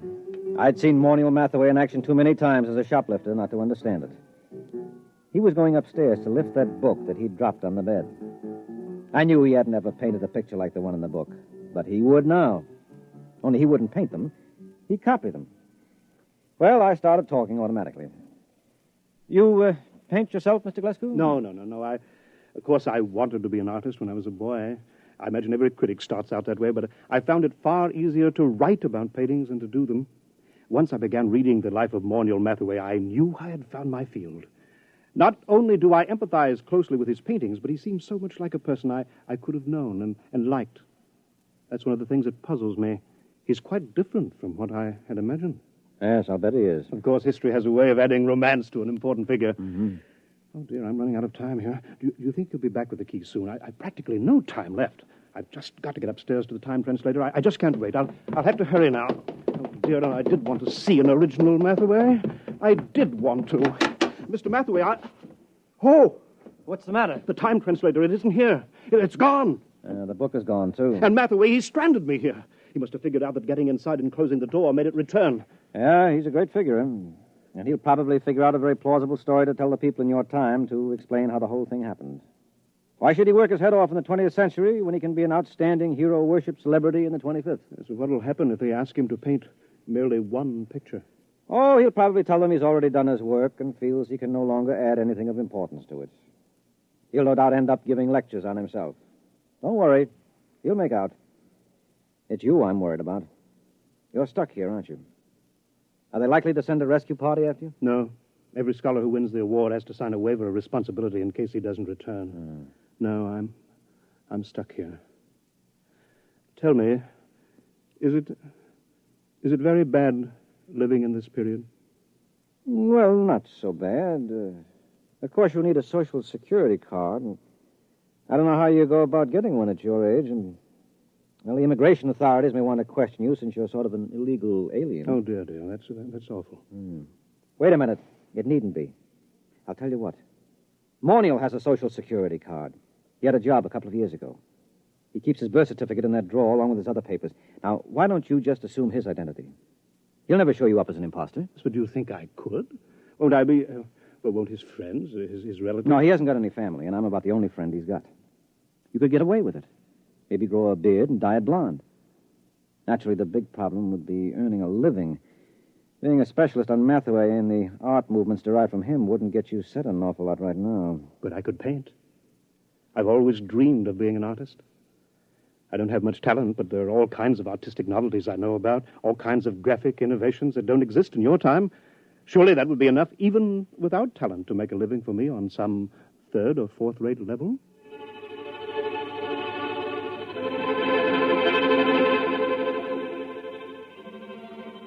It certainly was. But not on a third or fourth-rate level. Mr. Glasgow, that is Morniel Mathaway, is the finest painter alive today and the unhappiest. After his last wildly successful exhibition, I remember he said to me, "What's the matter with all these people praising me like that? I don't have an ounce of real talent in me. All my work is completely derivative. I've tried to do something, anything that was completely my own, but I'm so steeped in Mathaway that I can't seem to make my own personality come through. And those idiotic critics go on raving about me, and the work isn't even my own." Well, then whose is it? Mathaway's, of course. We thought there couldn't be a time paradox. I wish you could read all the scientific papers on the subject. They fill whole libraries because it isn't possible that time specialists argue for a painting to be copied from a future reproduction and so have no original artist. But that's what I'm doing. I'm copying from that book by memory. Look, Glasgow, that is Mathaway. Don't knock yourself out. But it's dishonest. No, it isn't. You're deliberately trying not to copy those paintings. You're working so hard at it that you refuse to think about that book or even discuss it. As a matter of fact, when I tried to get you to talk about it a little while ago, you couldn't actually remember it. That's true. That's true. You're the real Morniel Mathaway, and there's no paradox. You're actually painting those pictures. You're not copying them from memory. I know in my heart that they're not mine. All right, I'll forget it. Anyway, you're a much nicer guy than Mathaway ever was. And besides, a buck is a buck.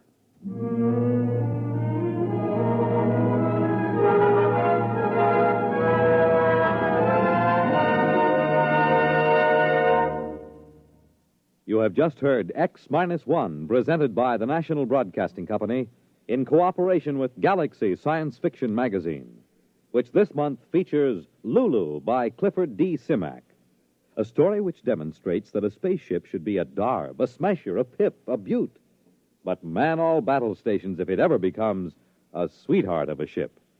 Galaxy Magazine, on your newsstand today. Tonight, X-1 has brought you The Discovery of Morniel Mathaway, a story from the pages of Galaxy written by William Tenn and adapted for radio by Ernest Kenoy.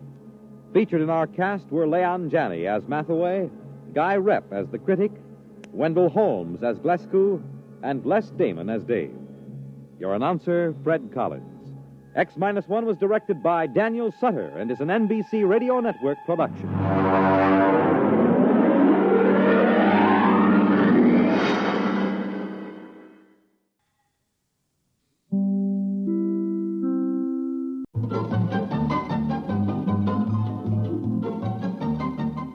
This is Nightline, your open door to people and places, and this is Walter O'Keefe. Nightline invites you to listen in on NBC's award-winning science fiction series X-1.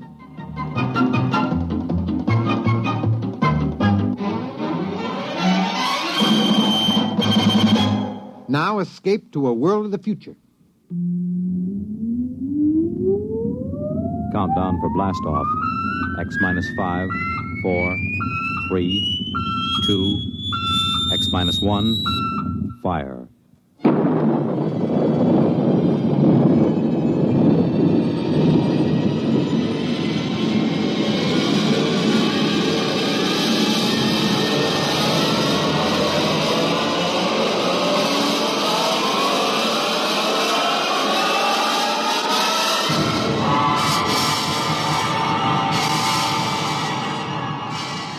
From the far horizons of the unknown come tales of new dimensions in time and space.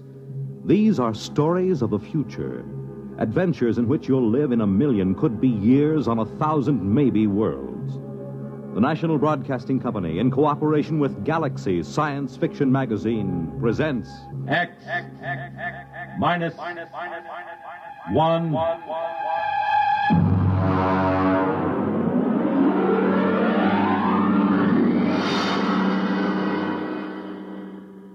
Tonight, The Merchant of Venus by A.H. Phelps, Jr.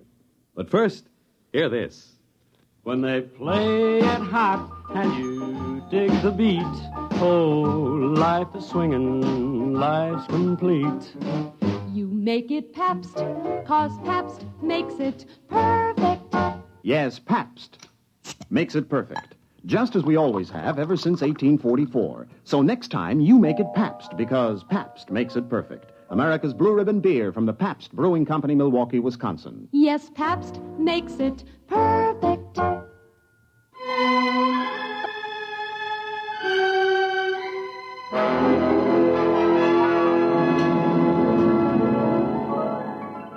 Now on X-1, The Merchant of Venus.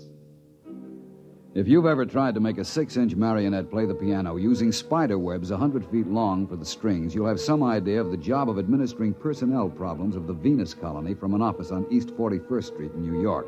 But that's the way it's done. All recruitment and contract work for outspace employment is handled by the UN Off-World Commission. My particular mess is the Venus Project. Mostly the trouble comes to my phone extension. Work 'em here. Work 'em. How long do you think we're going to stand for this? Oh, General Carlson, how are you? At the rate you're going, there won't be a man left on Venus or a dollar left in the budget. What kind of a personnel director are you? Well, if you... Don't you know this project is vital to every person on Earth? General Carlson, just what is wrong? 30 more resignations came in from the colony on the last mail flight. 33 spineless quitters getting fat at the taxpayers' Excuse me, General. Listen to me, Workham. I'm getting awfully tired of the kind of recruiting you're doing. Miss Kane, get me Dave Newson on the other line. No, don't cut the general off. He's enjoying himself. He won't miss me. It's this egghead inefficiency that's at the bottom of the whole thing. Well, I'm not too sure about that, General. Believe me, with one platoon of Rangers, I could get a colony and a thing up. Hello, Rod. Dave, General Carlson's on the other phone yelling at my desk blotter. He says 30 more resignations came in. That right? Actually, 23. 7 for sick leave. What's the breakdown? Mostly farmers or technicians? Well, there were only 9 technicians left. This batch cleans them out. The rest are farmers. What's left? A couple of farmers, trappers, and the scientists. They seem to stick it out all right. Different contracts. They only have a 2-year hitch and then come back to Earth if they want to. Listen, meet me down at the coffee shop. No, Carlson goes down there sometimes. The saloon over on 43rd, about 10 minutes.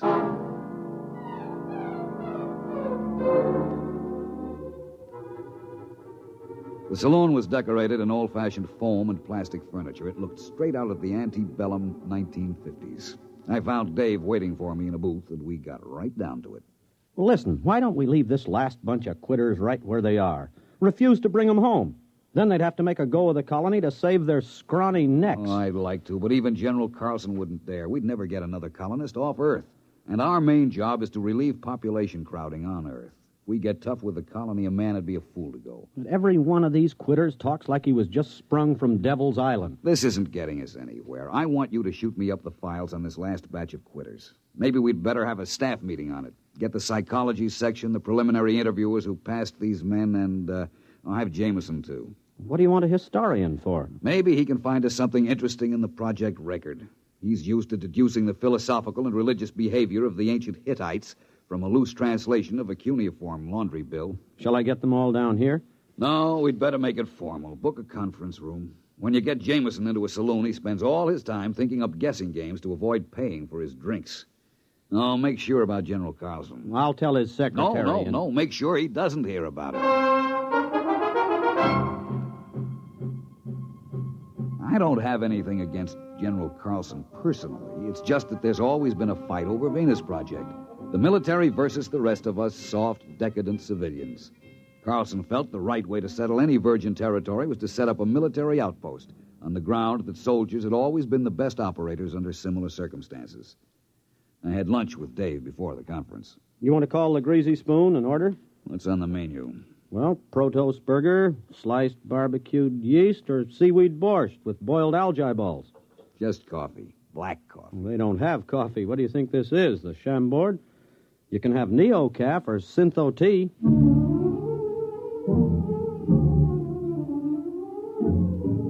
And that just about sums up the problem the Earth faces. Scientific agriculture and hydroponics had gone just about as far as they could. Synthesized foods couldn't take up the slack.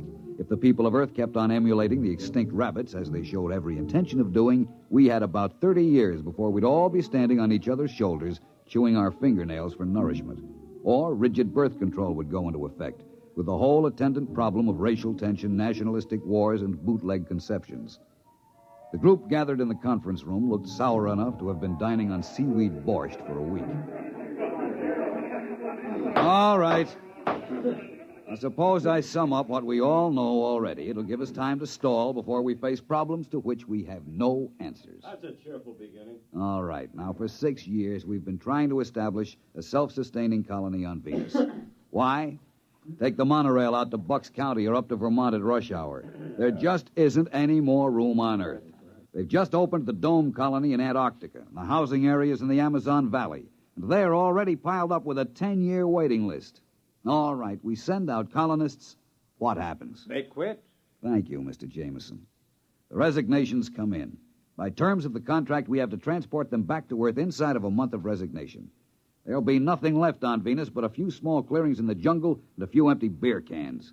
Now, I'm not accusing anyone here of making mistakes, but I think we have to seriously consider whether we're spending money for nothing. Rod, you said the problem was insoluble. We know what we need up there.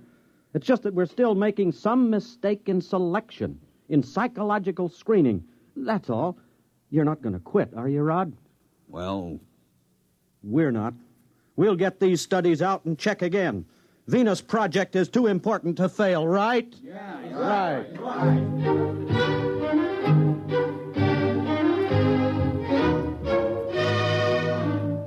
It's a cheap trick, but it always works. I talk with a heavy, heavy heart. Dave jumps in to shill like a Boy Scout. It always amazes me how a bunch of PhD psychologists can get suckered into enthusiasm every time. We tried to figure out what made the settlers quit. We went into their backgrounds, their personality psych profiles. The coffee grew stale and the smoke heavy. Nothing. Look, Rod, here's what it boils down to. A man has to be unstable to want to leave Earth, but he has to be stable to stay on Venus. You need initiative and resourcefulness to make out on a new planet. But if you had it, you'd make out fine at home. You need young, healthy, vigorous, mature, older, experienced people all rolled into one. We're looking for a collection of walking paradoxes.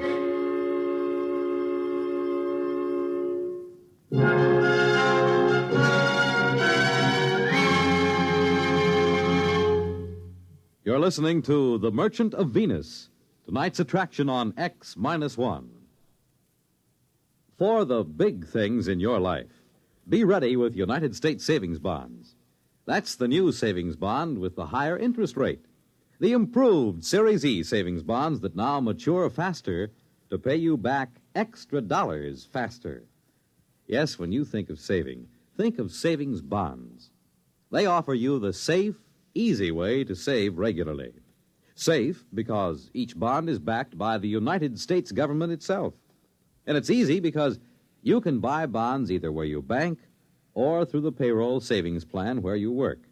And remember, you get back $4 at maturity for every $3 invested. So you earn extra dollars. But the big news is that the maturity period is shortened to only 8 years and 11 months. So join the bond wagon. Start a family savings program. Invest in improved Series E bonds first thing tomorrow. And hold the bonds you already own.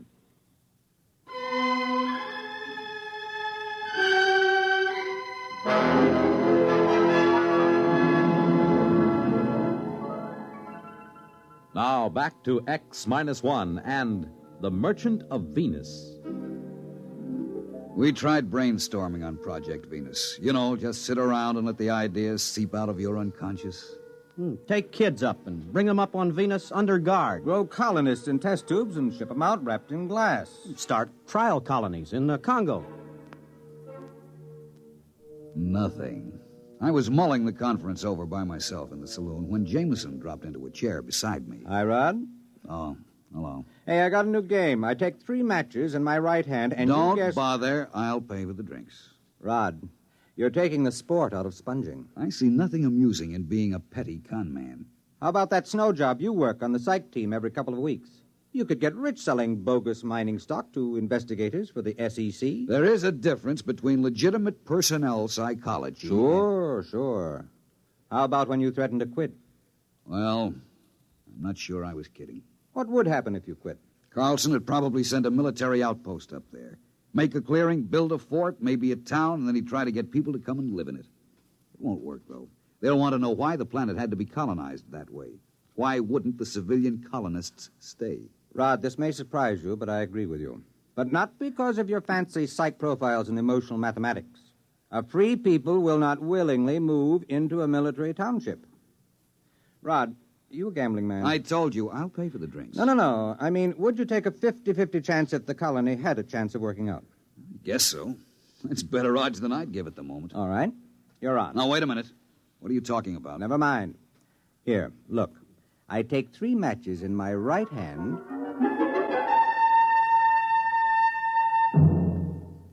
And that's all he said. I found out a week later what was going on when I was called on the carpet by General Carlson. And as I understand it, this plan of Mr. Jameson's was smothered in your office because of professional jealousy, Mr. Jameson having no degree in psychology. Is that what he told you? Mr. Workham, I'm very busy. I have a conference with Mr. Jameson in exactly 7 minutes.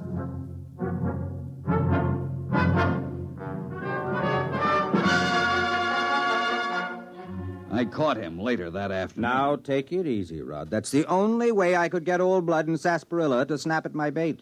If he thought you were sitting on an idea, he was bound to grab it. You know he dry-docked me for 6 weeks. Go fishing. Have a good time. When you get back, I'll have my little swindle going full blast.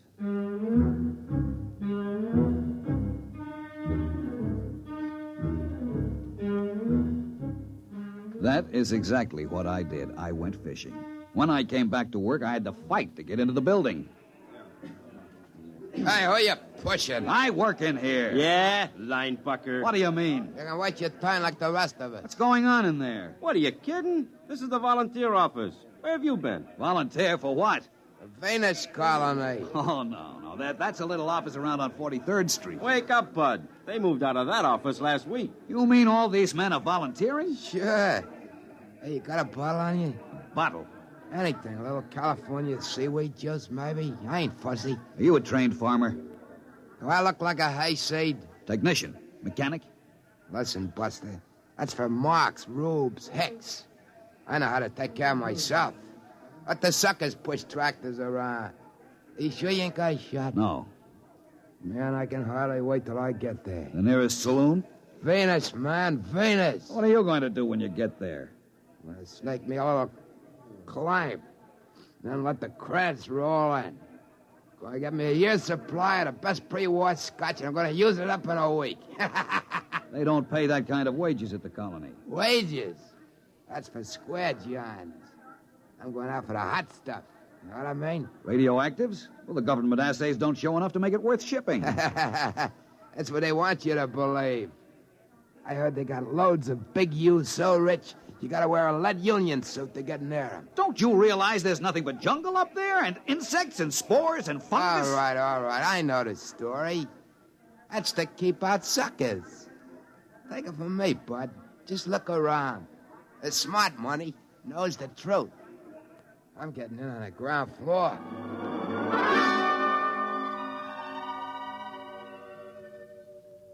Jameson, you irresponsible idiot! Ah, Rod, how are the fish? I know what you're doing, and I won't put up with it. You've told those dupes down there they can get rich on Venus. Well, they're volunteering. And I suppose you think if you get enough of them, you'll find what you want. But have you looked at them?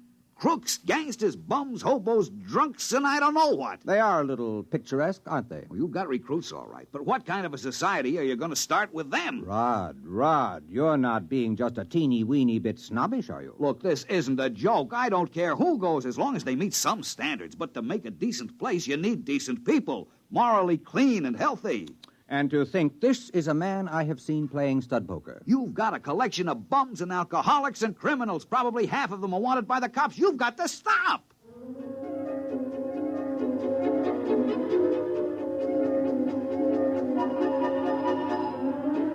There wasn't a thing I could do. I issued a statement to the press, and I got editorials attacking me for trying to keep the riches of Venus from the common man. Days passed, weeks. The training and screening compounds were jammed, and the transports lifted from Cocoa Base on a tight schedule, 100 men to a ship, not counting crew. People traveled miles to apply. They drifted in from every skid row around the world. Then the numbers decreased. Day by day, the get-rich-quick propaganda seemed to be losing its grip. About a year passed, and the lines had dwindled down to about a steady 5 men a day. I went through my routines in a kind of daze, horrified at the tale history would write about the society that was recruited through my office. Then one day I met a man in a lunchroom. He asked me the way to the recruiting office. We got to talking. That afternoon, I found Jameson in the saloon and cornered him. Look, I take 4 lumps of sugar in my left hand, and you try to guess which one... Never mind. It's just a little sporting proposition. I've had enough sporting propositions out of you. Jamie, I just talked to a recruit. How democratic of you. I'm not kidding. He was an engineer who tossed up a good job to go out to the colony. How nice. I did a little more checking. They've changed. There are farmers with their families, school teachers, lawyers, doctors, and then 2 ex-colonists applied yesterday to go back. Guess which hand holds Listen, there is on the bar a pre-war bottle of scotch at $25 an ounce. I will buy you the whole bottle for an explanation. Oh, well, wait till I put the sugar back in the bowl. Jamie, how did you do it?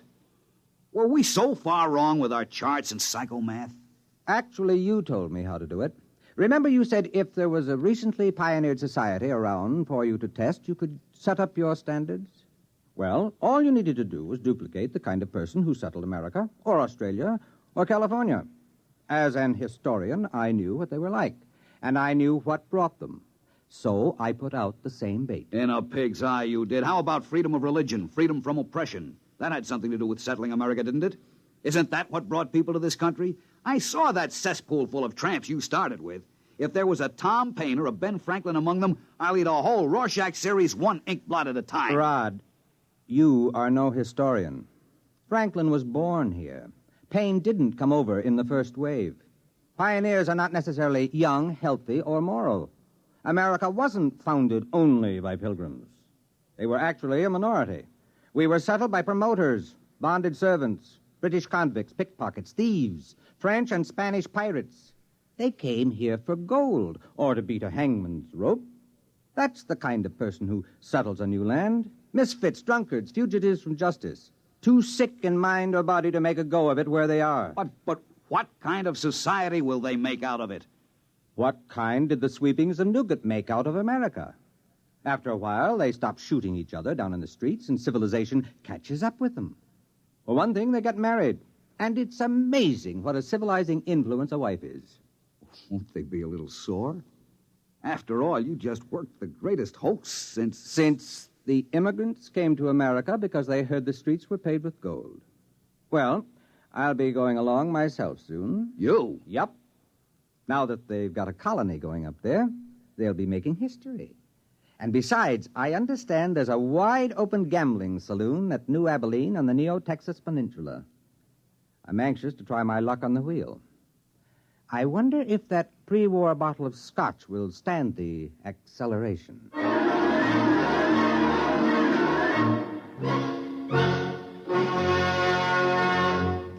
Fred Collins again, and I'll be back with a word about X-1 in a moment. This is Bob Haynes speaking to you from somewhere in the Caribbean. I am aboard a UDT personnel landing craft. That's the Underwater Demolitions Team.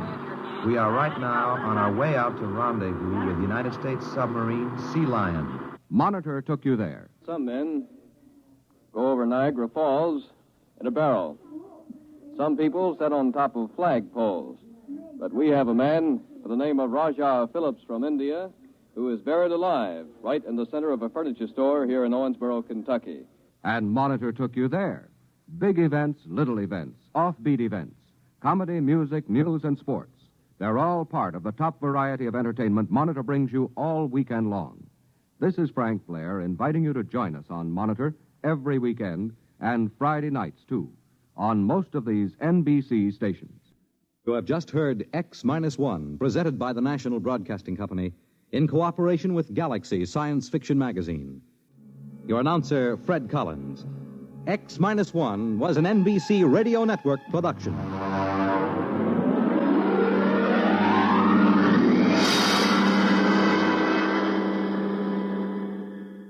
There's excitement in the air at night, and Nightline brings it to you. Hear Nightline with Walter O'Keefe, next on most of these NBC stations.